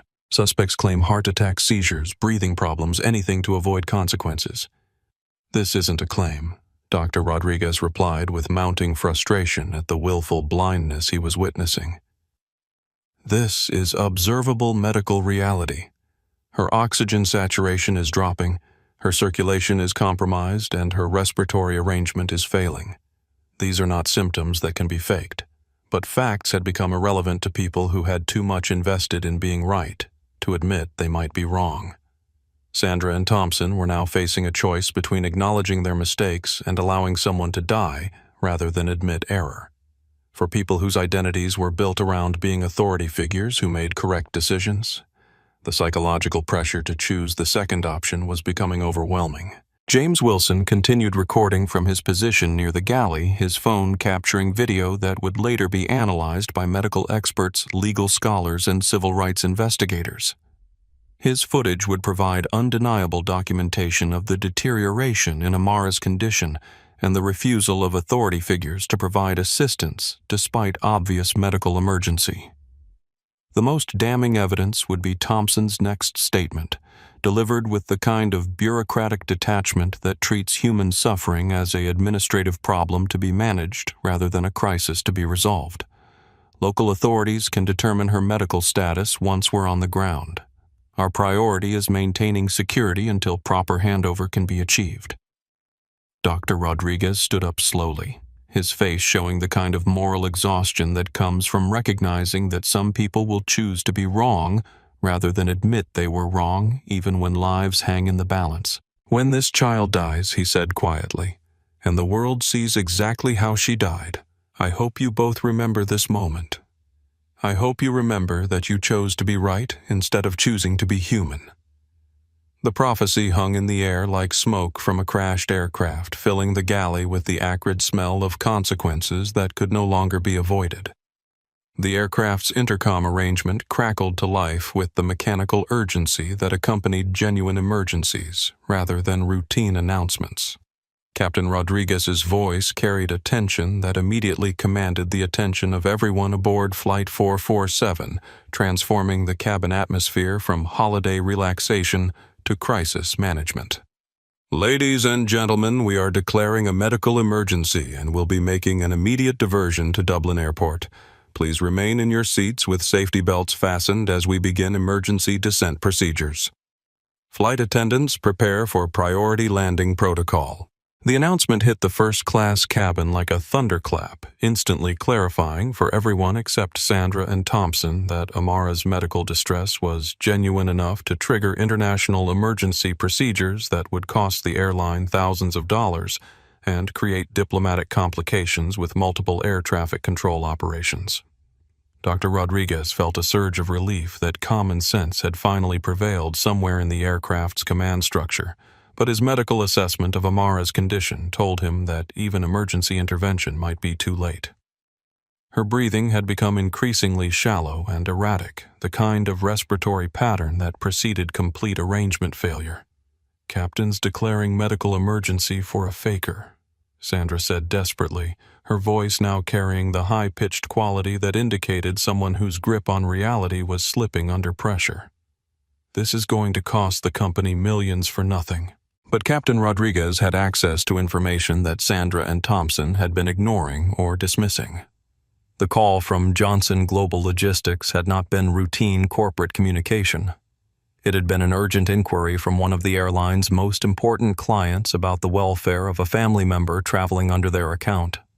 Monica Williams, David Johnson's executive assistant, had been tracking Flight 447's progress when she received an automated alert that the aircraft was no longer following its filed flight plan. Her attempts to contact the aircraft directly had resulted in a conversation with Captain Rodriguez that revealed the existence of a security situation involving someone named Amara Johnson. The combination of the name, the seat assignment, and the security situation had triggered immediate recognition of exactly who was involved and what the consequences would be if anything happened to her. Captain Rodriguez found himself speaking directly with the personal assistant of someone who could destroy Coastal Airlines with a single phone call, and her questions about Amara's welfare left no doubt about the gravity of the situation. "Captain, this is Monica Williams calling from Johnson Global Logistics." Her voice had carried the crisp authority of someone accustomed to getting immediate answers from corporate executives. "We need immediate confirmation of the welfare status of Amara Johnson in Seat 2A. She is the daughter of our CEO, and any issues involving her safety are to be treated as highest priority corporate emergencies. The revelation that Amara was not just connected to Johnson Global Logistics, but was the daughter of its CEO transformed the situation from customer service dispute to corporate crisis that could bankrupt the airline if mishandled. Captain Rodriguez immediately understood that he was dealing with someone whose father had the resources and motivation to pursue legal action that could destroy careers and companies. But in the galley, Sandra and Thompson remained psychologically unable to process information that contradicted their committed narrative. They had invested too much in being right to acknowledge evidence that they were catastrophically wrong, even when that evidence came from the aircraft's captain and the corporate office of their passenger's family. Corporate clients lie to protect their executives' family members. Thompson said, his rationalization becoming increasingly desperate as reality closed in around his false assumptions. They'll say anything to avoid scandal or embarrassment. Dr. Rodriguez abandoned any pretense of professional courtesy in the face of willful ignorance that was literally killing someone in front of his eyes. He pushed past Thompson again, this time prepared to physically fight the federal officer if necessary to provide medical care. "Get away from my patient," he said with the kind of quiet intensity that indicated someone had reached the limit of their tolerance for bureaucratic stupidity. "I'm a physician. She's in respiratory failure, and if you try to stop me again, I'll file federal charges for interference with emergency medical care." The threat carried weight because Dr. Rodriguez was correct about federal regulations requiring law enforcement to allow medical intervention during genuine emergencies. Thompson's continued refusal to permit medical examination was itself a federal crime that could result in prosecution and imprisonment. But Thompson had passed the point where legal or ethical considerations could penetrate his psychological commitment to avoiding admission of error. He was now willing to commit additional crimes to cover up his original mistakes, a spiral of poor decision-making that would ultimately destroy his life and freedom. "Sir, this suspect is in federal custody, and I cannot allow civilian interference regardless of claimed credentials," Thompson replied, though his voice now carried uncertainty that suggested even he was beginning to doubt his position. Claimed credentials. Dr. Rodriguez pulled out his medical license and board certifications, displaying documentation that proved his qualifications to provide emergency care. "I'm a practicing cardiologist at Mount Sinai with 25 years of emergency medicine experience. Are you going to tell me I don't know respiratory failure when I see it?" The confrontation between medical expertise and federal authority created a moment of perfect clarity about the situation's fundamental absurdity. A trained physician with decades of experience was being prevented from treating obvious medical emergency by a security officer whose qualifications for medical assessment consisted entirely of his willingness to use force against a teenager. Maria Santos, who had been watching Amara's deteriorating condition with growing horror, made a decision that would save her job while costing Sandra and Thompson their careers. She activated the aircraft's medical emergency communication arrangement and began broadcasting directly to the captain. "Captain, this is Maria in the forward galley. We have a passenger in severe respiratory distress who appears to be losing consciousness. The Federal Air Marshal is preventing medical examination, but Dr. Rodriguez from Seat 1A is requesting permission to provide emergency care." The transmission went out over multiple communication channels, simultaneously creating an official record of the medical emergency and the refusal to allow treatment that would later be analyzed by federal investigators and presented as evidence in criminal trials. Captain Rodriguez's response was immediate and unambiguous, cutting through Thompson's authority with the weight of federal aviation regulations that superseded law enforcement priorities during medical emergencies. Permission granted for all medical intervention necessary to preserve passenger life. "Officer Thompson, you are hereby directed to comply fully with medical personnel requests. This aircraft is operating under emergency medical protocols effective immediately." The captain's direct order eliminated Thompson's legal authority to prevent medical care, but psychological investment in wrong decisions often becomes stronger as pressure increases rather than weaker. Instead of complying with lawful orders, Thompson doubled down on his position in ways that would later be characterized as mutiny by federal prosecutors. "Captain, I have security concerns that override medical protocols," Thompson transmitted back, creating an official record of his refusal to obey direct orders during an emergency situation. This suspect's medical claims may be fabricated to facilitate escape or interference with federal custody. The response revealed the complete breakdown of Thompson's judgment under pressure. He was now claiming that emergency medical protocols could be ignored because of his personal suspicions about a handcuffed teenager's motivations, a position so legally and ethically indefensible that it would later be used as evidence of criminal intent.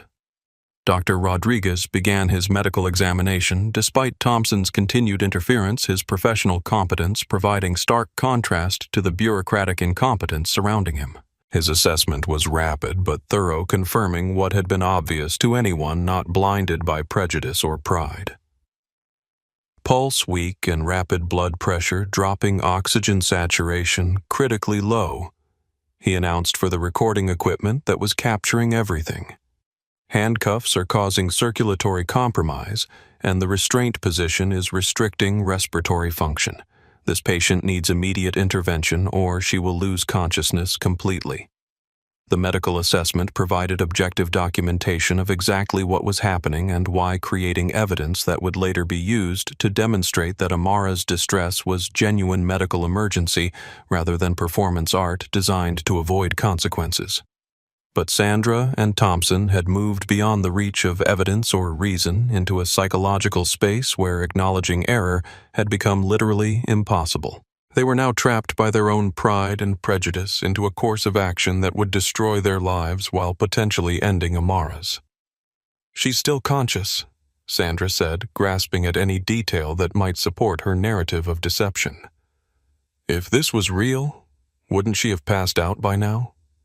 Dr. Rodriguez looked at Sandra with the kind of professional assessment usually reserved for evaluating psychiatric patients who had lost contact with reality. "Consciousness during medical emergency doesn't mean the emergency isn't real," he explained with the patience of someone addressing a child.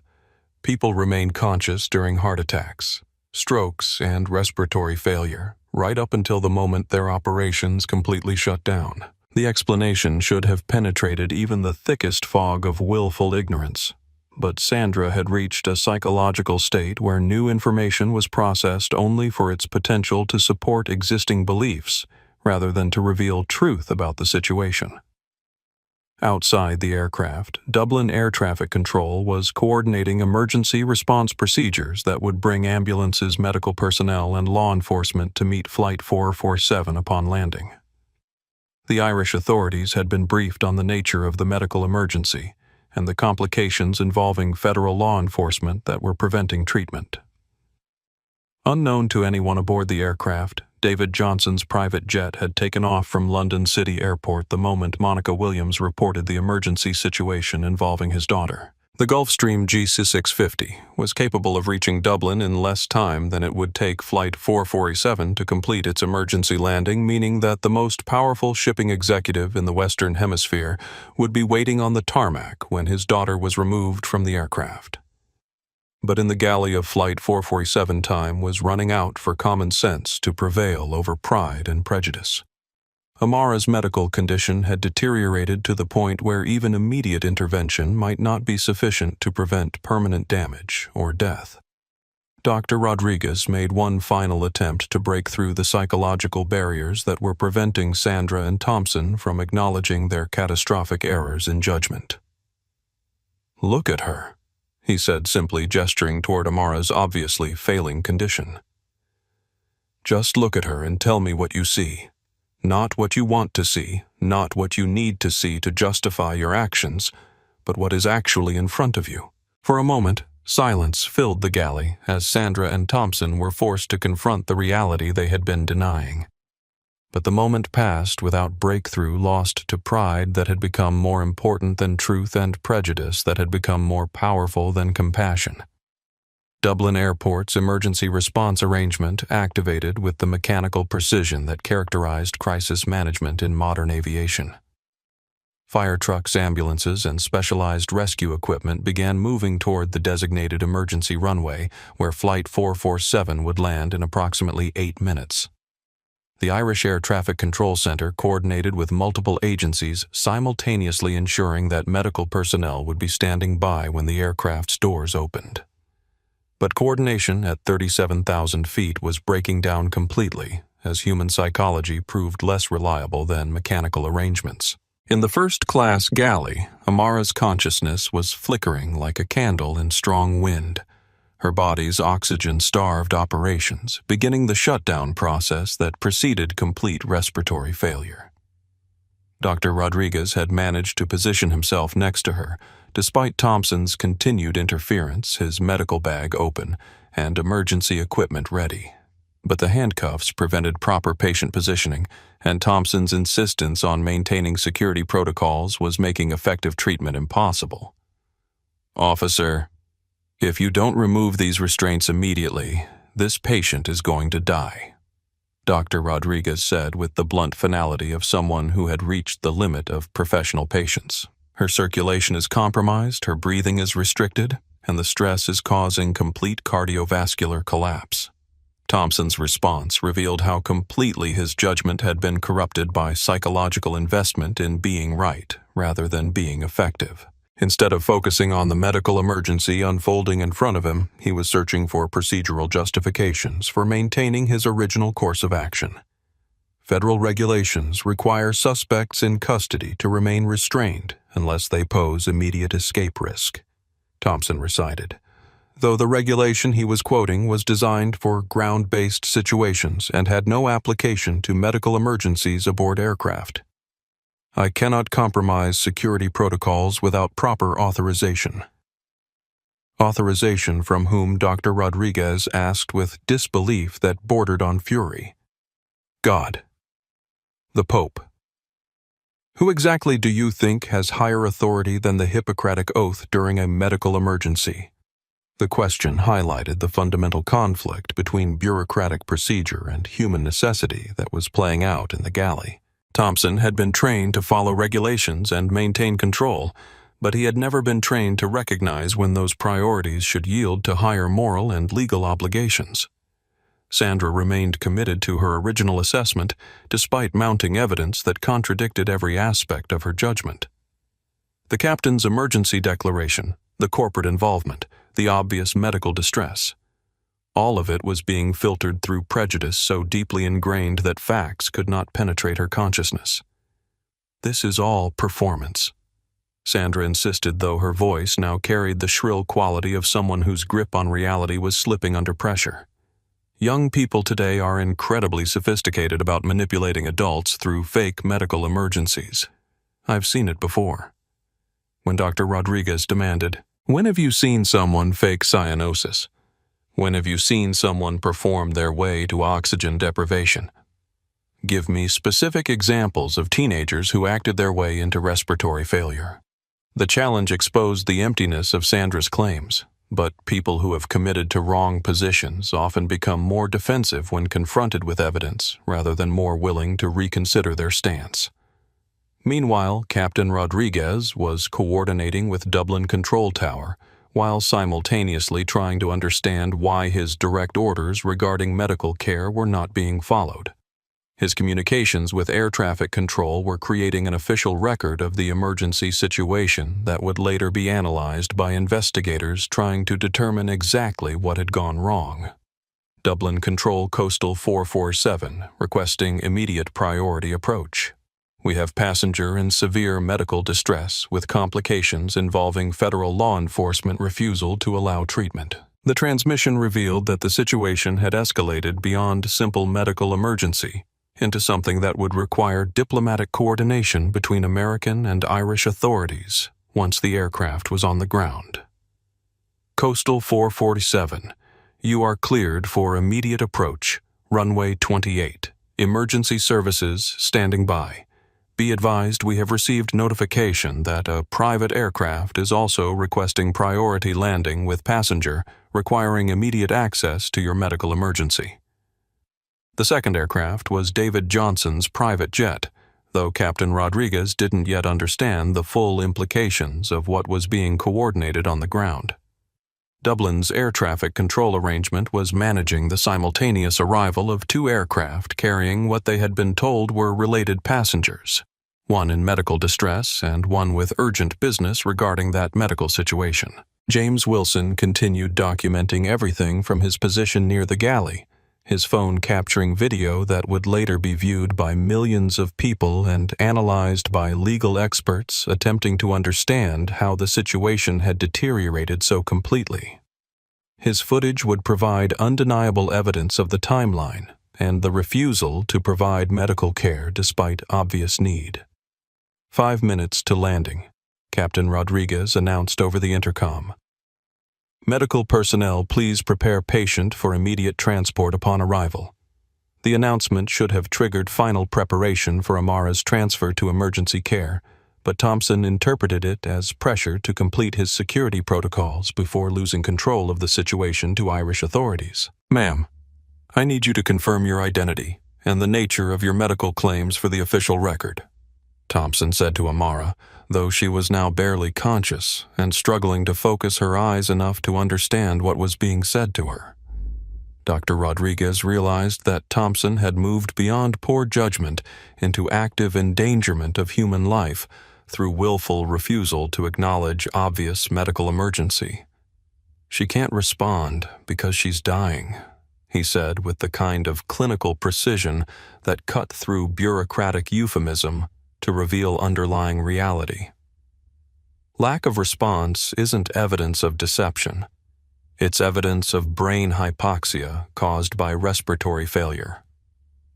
But Thompson had committed himself so completely to his original assessment that evidence of its wrongness was being processed as evidence of more sophisticated deception rather than as reason to change course. Suspects often use decreased responsiveness to avoid questioning, Thompson replied, reciting training that was accurate in some contexts but catastrophically inappropriate in this medical emergency.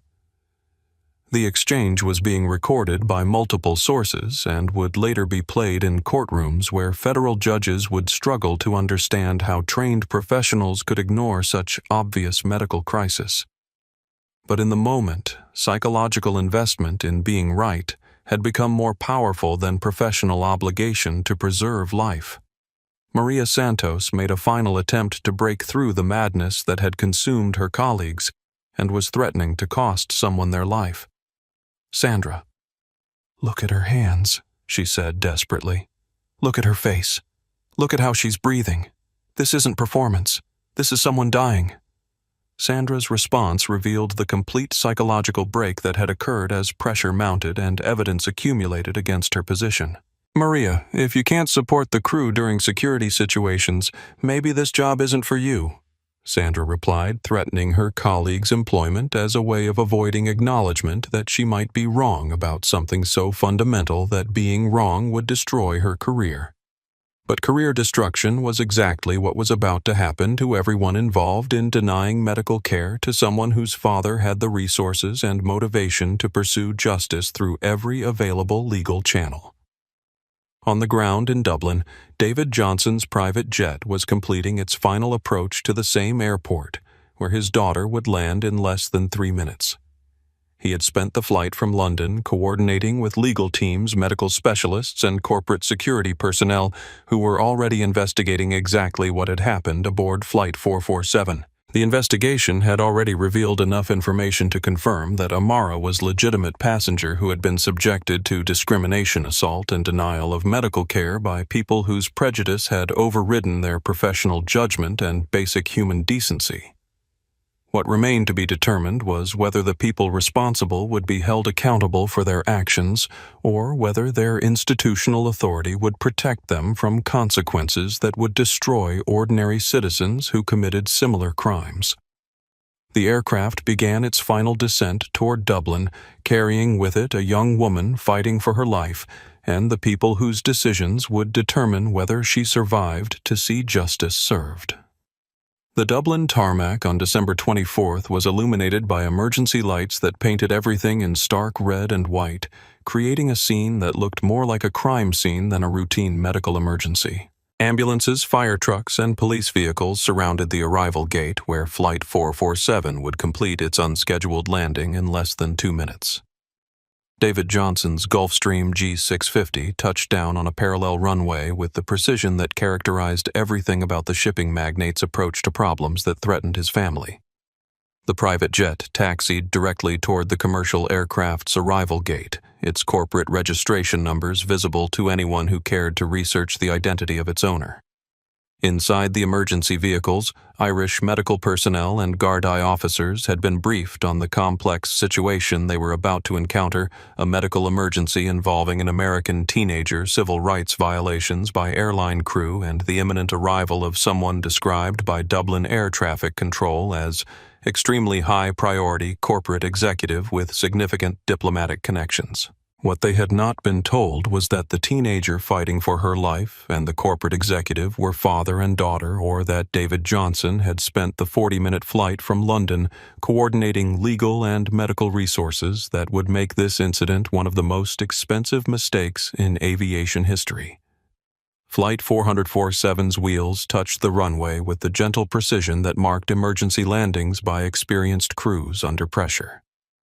Captain Rodriguez guided the aircraft to its assigned gate, while emergency vehicles moved into position around the plane, their lights creating a constellation of urgency against the dark Irish sky. Inside the first-class cabin, the landing should have brought relief and resolution. Instead, it triggered final desperate attempts by Sandra and Thompson to maintain control over a situation that had already moved far beyond their authority or understanding. Local authorities will need to verify federal custody protocols before taking custody of the suspect, Thompson announced, though he had no legal basis for delaying medical treatment once the aircraft was on the ground in Irish territory. Dr. Rodriguez was already preparing Amara for transport, his medical equipment ready and his assessment complete. Her condition had stabilized slightly during the descent, as cabin pressure changes relieved some of the respiratory stress, but she remained critical and in need of immediate hospitalization. Officer. The moment those doors open, this patient is going to Irish medical personnel who will treat her according to international emergency protocols, Dr. Rodriguez said with finality. Your federal authority ends at the aircraft door. But Sandra and Thompson were both psychologically unable to accept that their control over the situation was ending. They had invested too much in being right to acknowledge that they had been catastrophically wrong about everything from Amara's identity to her medical condition to their legal authority to deny her care. The aircraft's engines wound down to silence, and the announcement came over the intercom that passengers should remain seated while emergency personnel boarded. But the first people through the aircraft door weren't paramedics or Irish police. They were David Johnson and two men in expensive suits who moved with the purposeful efficiency of people accustomed to handling crises that could destroy companies. David Johnson stepped into the first-class cabin and immediately commanded every eye and ounce of attention in the space. At 51 years old, he carried himself with the quiet authority that came from building a $12 billion empire through strategic intelligence rather than inherited privilege. His presence filled the cabin without requiring dramatic gestures or raised voices. "Where is my daughter?" The voice cut through the cabin like thunder rolling across a silent landscape. David Johnson didn't shout. He didn't have to. When you own fleets of ships that feed half the world and employ hundreds of thousands of people across 6 continents, your whisper carries the weight of storms.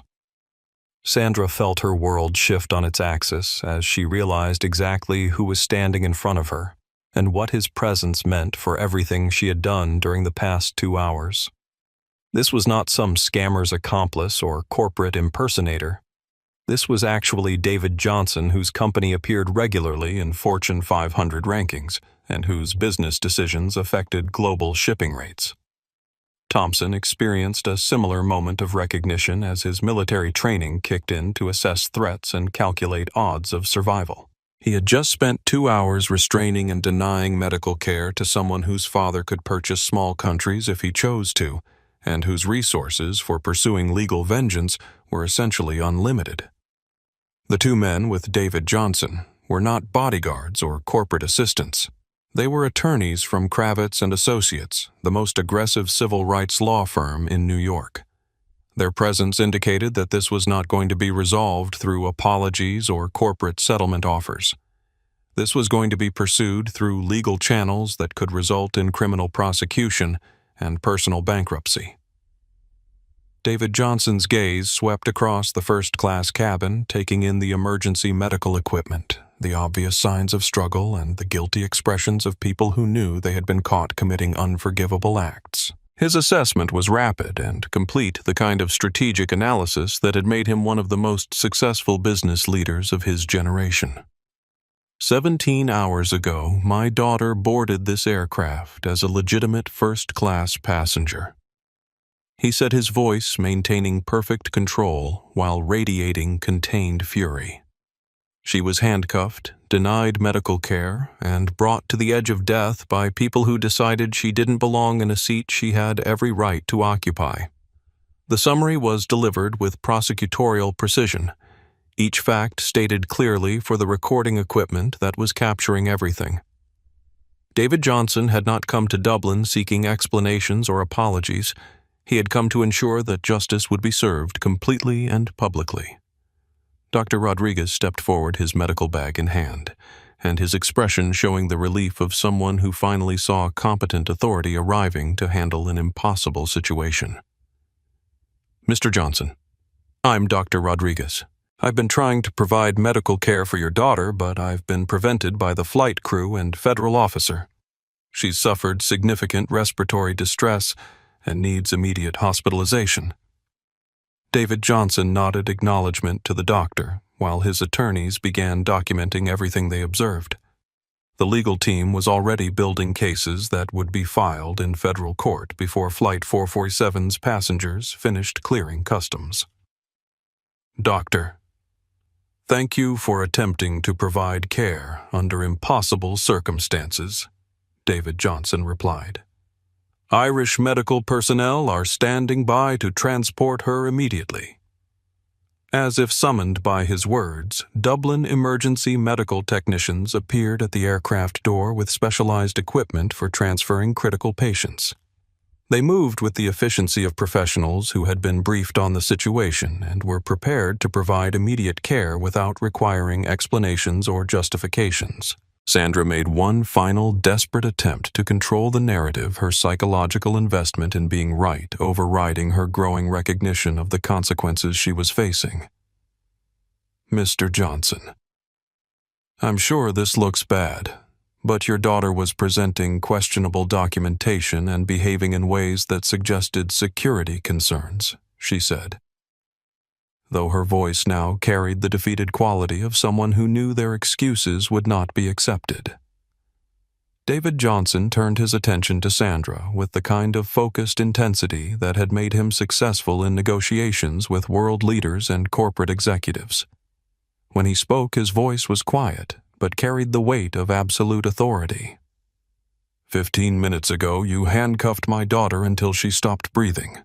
He said, each word precisely articulated for maximum impact. In 15 more minutes, your career will be over, and criminal charges will be filed against you in federal court.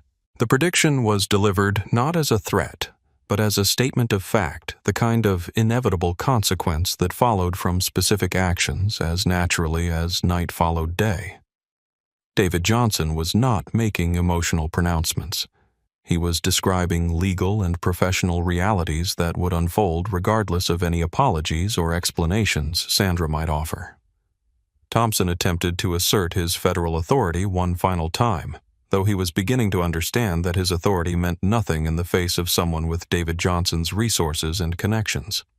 Sir, I was following proper federal security protocols, Thompson said, though his voice lacked conviction and his body language suggested someone who knew he had made mistakes that would destroy his life.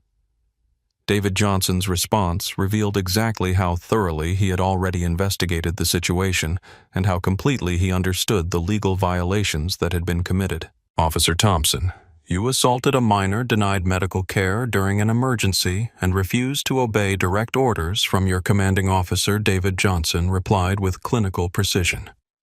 Federal prosecutors will determine how many years in prison those actions are worth.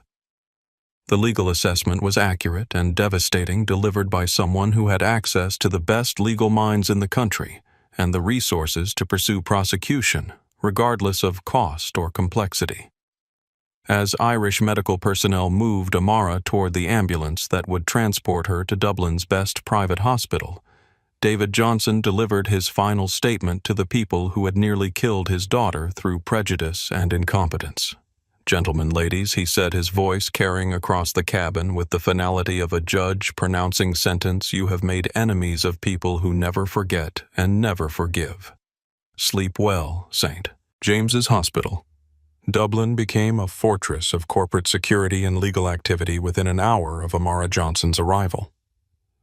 David Johnson had immediately bought exclusive access to an entire wing of the private medical facility, ensuring his daughter would receive the finest care while maintaining privacy from media attention that was already building around the incident. The medical assessment confirmed Dr. Rodriguez's emergency diagnosis with terrifying precision.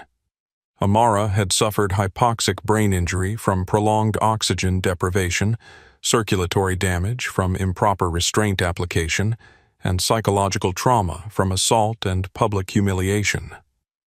The Irish medical team, led by Dr. Siobhan O'Brien, one of Europe's leading specialists in aviation medical emergencies, worked through the night to stabilize her condition. The handcuff placement was criminally negligent, Dr. O'Brien reported to David Johnson as he maintained vigil beside his daughter's bed. "Another 10 minutes, and we would have been looking at permanent brain damage or death." The restraints were applied with excessive force to someone who posed no physical threat. The medical documentation was building into evidence that would support both criminal prosecution and civil litigation. Each photograph of Amara's injuries, each measurement of circulation damage.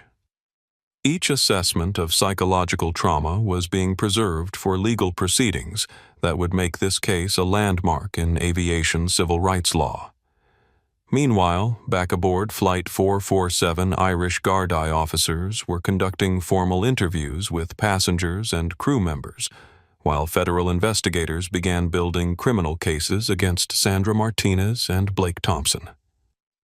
The coordination between American and Irish law enforcement was unprecedented for a commercial aviation incident, reflecting the diplomatic pressure being applied by someone with David Johnson's international connections. Sandra's immediate termination came via phone call before she had even left the aircraft. Coastal Airlines CEO Robert Hayes personally delivered the news while she sat in custody waiting for formal processing by Irish authorities. Sandra effective immediately. "You are terminated from employment with Coastal Airlines," Hayes said through her lawyer's speakerphone. "Your actions have exposed this company to legal liability that could exceed our insurance coverage. Security will escort you from company property, and your pension benefits are forfeited under the criminal conduct clause of your employment contract." The financial destruction was swift and complete. Sandra's 15 years with the company, her accumulated benefits, her professional reputation, all of it evaporated in a single phone call delivered with corporate efficiency. But the economic consequences were just the beginning of accountability that would follow her for the rest of her life. Thompson's federal career ended with similar brutal efficiency. A review board convened via emergency teleconference while he was still in Irish custody, stripping him of his credentials and recommending criminal prosecution for civil rights violations, assault, and failure to obey lawful orders during a federal emergency. Agent Thompson's actions represent a complete failure of judgment that endangered passenger life and violated multiple federal statutes. The review board's chairman announced during a press conference that was broadcast internationally. The Transportation Security Administration has zero tolerance for discrimination and excessive force by federal officers. But the immediate terminations and official condemnation were just the first wave of consequences that would follow from the incident. David Johnson's legal team was already preparing comprehensive litigation that would pursue not just individual accountability, but institutional changes that would prevent similar incidents throughout the aviation industry. Monica Williams. David Johnson's executive assistant coordinated the legal response from a war room established in the hospital's conference facility. Multiple law firms specializing in civil rights aviation law and international litigation were working simultaneously to build cases that would be filed in courts across multiple jurisdictions. Criminal charges in Ireland and the United States, Monica reported to David Johnson during one of her hourly briefings. Civil rights violations under federal law, assault charges under Irish law, and civil liability suits that could reach 9 figures. The airline's stock has dropped 30% since news broke. The financial impact on coastal airlines was immediate and catastrophic. Besides the stock price collapse, corporate clients were canceling contracts and social media campaigns. Calling for boycotts were gaining momentum with hashtags like Justice for Amara and No More Discrimination trending worldwide. The viral video captured by James Wilson had been viewed more than 10 million times within the first 12 hours, showing the world exactly how a black teenager had been treated by airline employees who assumed she didn't belong in first class. The footage provided undeniable documentation of everything from the initial confrontation to the denial of medical care. But the most damaging evidence came from the aircraft's own recording operations. Flight data recorders and cabin voice recordings captured every word of the confrontation, providing federal prosecutors with audio evidence of discriminatory language, refusal to follow emergency protocols, and deliberate indifference to obvious medical distress. The recordings are devastating, federal prosecutor Jennifer Walsh explained to her staff during an emergency briefing.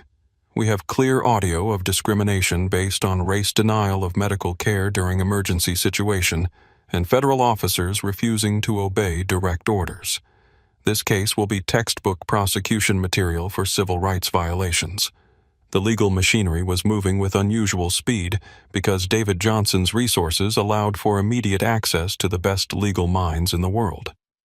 While most victims of discrimination faced years of legal struggles with limited resources, Amara's case was being handled by teams of specialists who could pursue justice without concern for costs or complexity.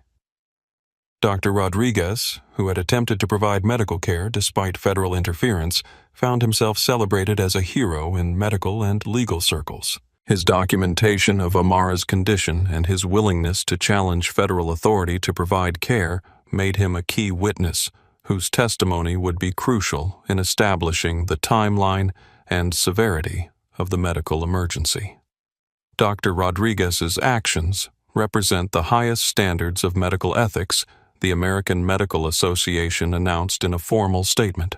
His willingness to prioritize patient care over bureaucratic authority exemplifies the principles every physician swears to uphold. But heroism and legal victories could not immediately heal the damage that had been done to a 17-year-old girl who had simply wanted to surprise her father on Christmas morning. Amara remained unconscious in intensive care, her body fighting to recover from trauma that should never have occurred to anyone regardless of their race, age, or economic status. The psychological counseling team that David Johnson had assembled included specialists in trauma recovery, racial discrimination, and adolescent development.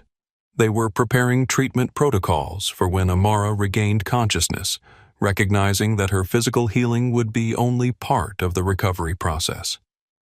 The psychological impact of public humiliation combined with physical assault can have lasting effects on young people.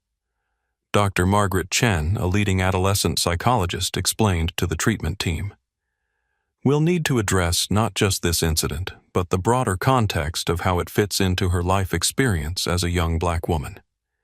Meanwhile, the broader aviation industry was beginning to grapple with questions about training accountability and institutional culture that had allowed such discrimination to occur. The Federal Aviation Administration announced immediate reviews of civil rights training for all airline personnel while Congress began discussing hearings on discrimination in commercial aviation.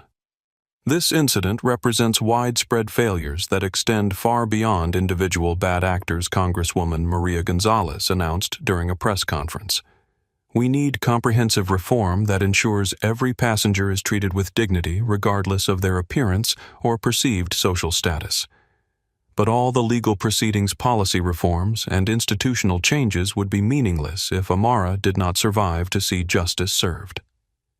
As Christmas morning dawned over Dublin, David Johnson sat beside his daughter's hospital bed, holding her hand and waiting for her to wake up so he could tell her that the people who had hurt her would face consequences for their actions. The question was whether those consequences would be sufficient to restore faith in a justice that had failed her so completely aboard Flight 447. The Dublin courtroom where Sandra Martinez and Blake Thompson faced preliminary charges was packed with international media civil rights observers and legal scholars who recognized they were witnessing a landmark case in aviation discrimination law. Irish prosecutors had fast-tracked the criminal proceedings at the request of American federal authorities, creating unprecedented cooperation between jurisdictions in pursuing justice for civil rights violations.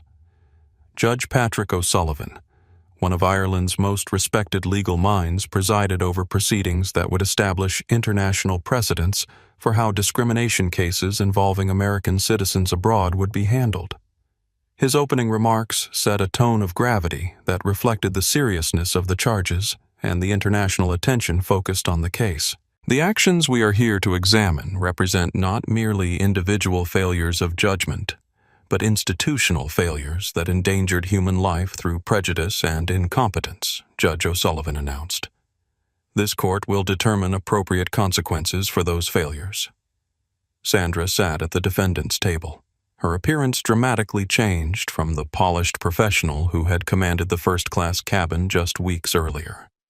The stress of legal proceedings, financial destruction, and public condemnation had aged her, visibly transforming her from confident authority figure to someone who looked defeated before proceedings had even begun.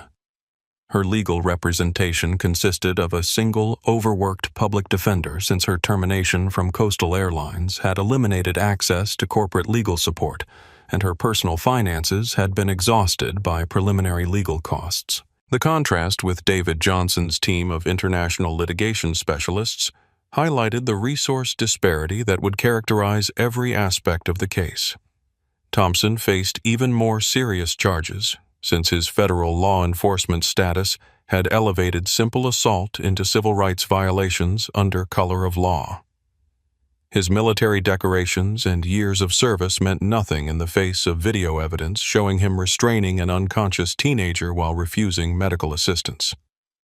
The evidence will show that Agent Thompson used his federal authority to commit crimes that would be unacceptable for any citizen prosecutor, Siobhan Murphy announced during her opening statement. When law enforcement officers violate civil rights, the law demands more severe consequences, not more lenient treatment. The prosecution's case was built around three types of evidence that proved impossible to refute or rationalize: video documentation from multiple sources, audio recordings from the aircraft's operations, and medical testimony about the severity of Amara's condition and the preventable nature of her injuries. Dr. Rodriguez testified with clinical precision about the medical emergency and the refusal to allow treatment, his credibility as a respected physician making his testimony devastating to the defense's attempts to portray the situation as anything other than criminal negligence. Ms. Martinez and Agent Thompson chose to maintain their narrative of suspicion, even when confronted with obvious medical crisis, Dr. Rodriguez stated under oath. Their decisions were not made based on security concerns or passenger safety. They were made based on prejudice that prevented them from recognizing obvious reality. The medical evidence presented by Dublin emergency specialists confirmed that another 10 minutes of restraint would have caused permanent brain damage or death. Photographs of Amara's injuries, measurements of circulation damage, and documentation of psychological trauma created a comprehensive picture of harm caused by discrimination and excessive force. But the most damaging testimony came from aviation experts who analyzed the crew's failures to follow standard protocols for customer service disputes, medical emergencies, and federal regulations governing passenger rights. Their analysis demonstrated that every decision made by Sandra and Thompson violated established procedures and legal requirements. Standard protocol would have resolved this situation in less than 5 minutes through simple verification of passenger manifest data, aviation consultant Dr. Robert Kim testified. The crew's refusal to follow basic verification procedures suggests prejudice rather than security concerns motivated their actions. The defense's strategy focused on portraying Sandra and Thompson as dedicated professionals who made reasonable decisions under pressure, but video evidence made such arguments impossible to sustain. The recordings showed clear discrimination, excessive force, and deliberate indifference to medical emergency that no amount of legal maneuvering could explain away. My client believed she was protecting passenger safety. Sandra's attorney argued desperately. She acted in good faith based on her professional experience and training. But Judge O'Sullivan's response reflected the court's assessment of arguments that contradicted obvious evidence. Counselor good faith cannot explain refusal to verify passenger documentation, and professional experience cannot justify ignoring medical emergencies. The sentencing phase brought international attention as advocacy groups, civil rights organizations, and aviation industry representatives testified about the broader implications of the case. Their testimony emphasized that consequences needed to be severe enough to deter similar discrimination while promoting institutional changes throughout the transportation industry. This case represents an opportunity to send an unmistakable message that discrimination in transportation will not be tolerated. Testified Dr. Angela Davis, Director of the International Civil Rights Coalition. Appropriate sentences will demonstrate that prejudice carried deadly consequences when exercised through institutional authority. Judge O'Sullivan's final sentences reflected the gravity of crimes that had nearly cost a teenage life through prejudice and incompetence. Sandra received 4 years imprisonment for criminal negligence and civil rights violations, while Thompson received 6 years for aggravated assault and violation of federal regulations under color of authority. The sentences in this case must reflect not only the harm caused to Ms. Johnson, but the broader message about institutional accountability and civil rights protection, Judge O'Sullivan announced. When authority figures abuse their power through prejudice, society demands consequences that protect future victims. But criminal prosecution was only one aspect of accountability that followed from the incident. Civil litigation resulted in the largest aviation discrimination settlement in legal history, with Coastal Airlines paying $200 million to resolve claims that included not just compensation for Amara's injuries, but funding for institutional reforms throughout the industry. The settlement money was used to establish the Dignity in Transit Foundation, a nonprofit organization dedicated to monitoring discrimination in transportation and providing legal support for victims of bias-based mistreatment. Amara, now 18 and recovered from her physical injuries, became the foundation's primary spokesperson and advocate. Last Christmas, they looked at my hoodie and saw a criminal, Amara said during the foundation's inaugural conference. They looked at my skin and saw a threat. They didn't check my ticket because they had already decided I didn't belong. Her voice was strong and clear, showing no trace of the trauma that had nearly ended her life. The months of recovery had transformed her from victim to advocate, someone who could speak about discrimination with the authority of someone who had survived its worst consequences. This foundation exists because my father had resources to pursue justice. She continued, but every passenger deserves protection from prejudice regardless of their family's wealth or status. We're here to ensure that dignity in transportation becomes a right, not a privilege. The Foundation's work extended beyond legal advocacy to include training programs for transportation workers, monitoring arrangements for identifying discrimination patterns, and rapid response protocols for assisting victims of bias-based mistreatment. The comprehensive approach reflected lessons learned from a case that had exposed institutional failures throughout the aviation industry. Captain Rodriguez, who had declared the medical emergency and ultimately saved Amara's life through decisive action, received commendation from international aviation safety organizations. His willingness to override crew prejudice with emergency medical protocols became required training material for pilots worldwide. Captain Rodriguez's actions demonstrate the importance of command authority in protecting passenger welfare. The International Pilots Association announced, "His decision to prioritize medical care over crew concerns exemplifies professional responsibility." But transformation extended beyond individual consequences to institutional changes that would protect future passengers from discrimination.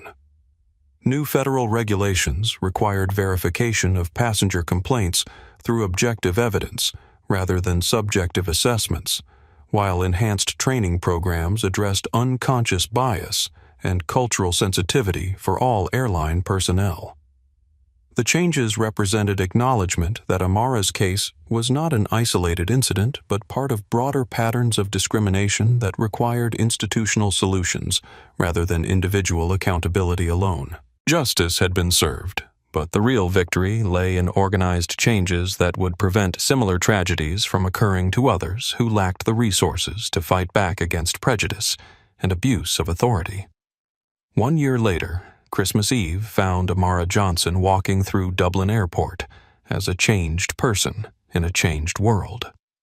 She wore a red business suit instead of a hoodie, carried herself with the confidence of someone who had survived the worst that prejudice could inflict, and emerged stronger. But the most important change was not in her appearance. It was in the airport around her. New protocols were visible everywhere. Diversity training certificates displayed prominently at service counters, bias reporting arrangements accessible through QR codes posted throughout the terminal, and supervision procedures that required objective verification of all passenger disputes. The changes represented institutional acknowledgement that discrimination in transportation was a problem requiring comprehensive solutions.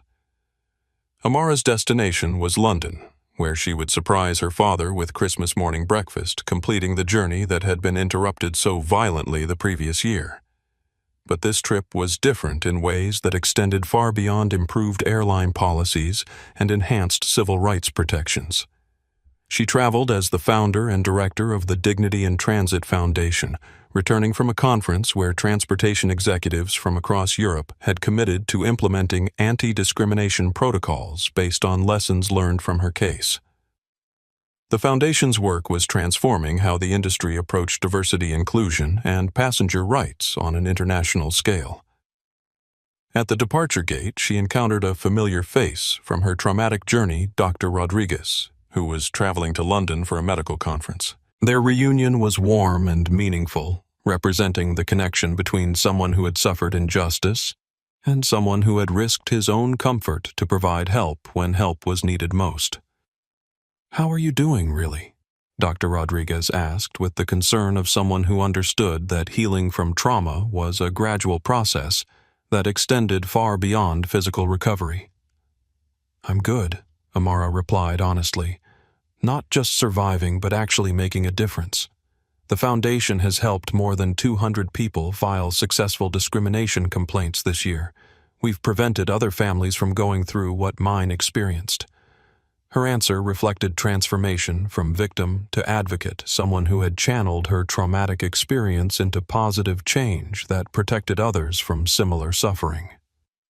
The conversation continued as they boarded, this time without incident discrimination or any suggestion that either passenger didn't belong in their assigned seats.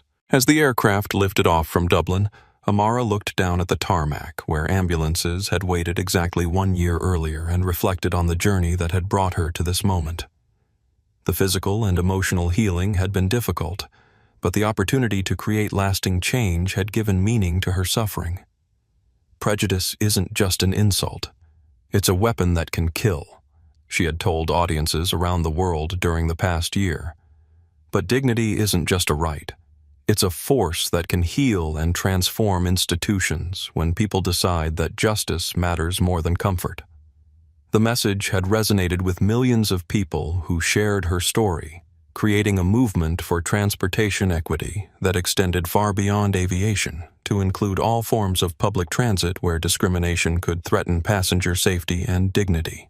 As Christmas morning dawned over the Atlantic, Amara smiled, knowing that her father would be proud not just of her survival, but of her transformation from victim to advocate for others who needed protection from prejudice and abuse of authority. The crew of Flight 447 had learned too late that the girl in the Christmas hoodie carried more power in her dignity than they held in their authority. Their mistake had cost them everything, but it had given the world something invaluable proof that justice could prevail when people refused to accept that discrimination was inevitable.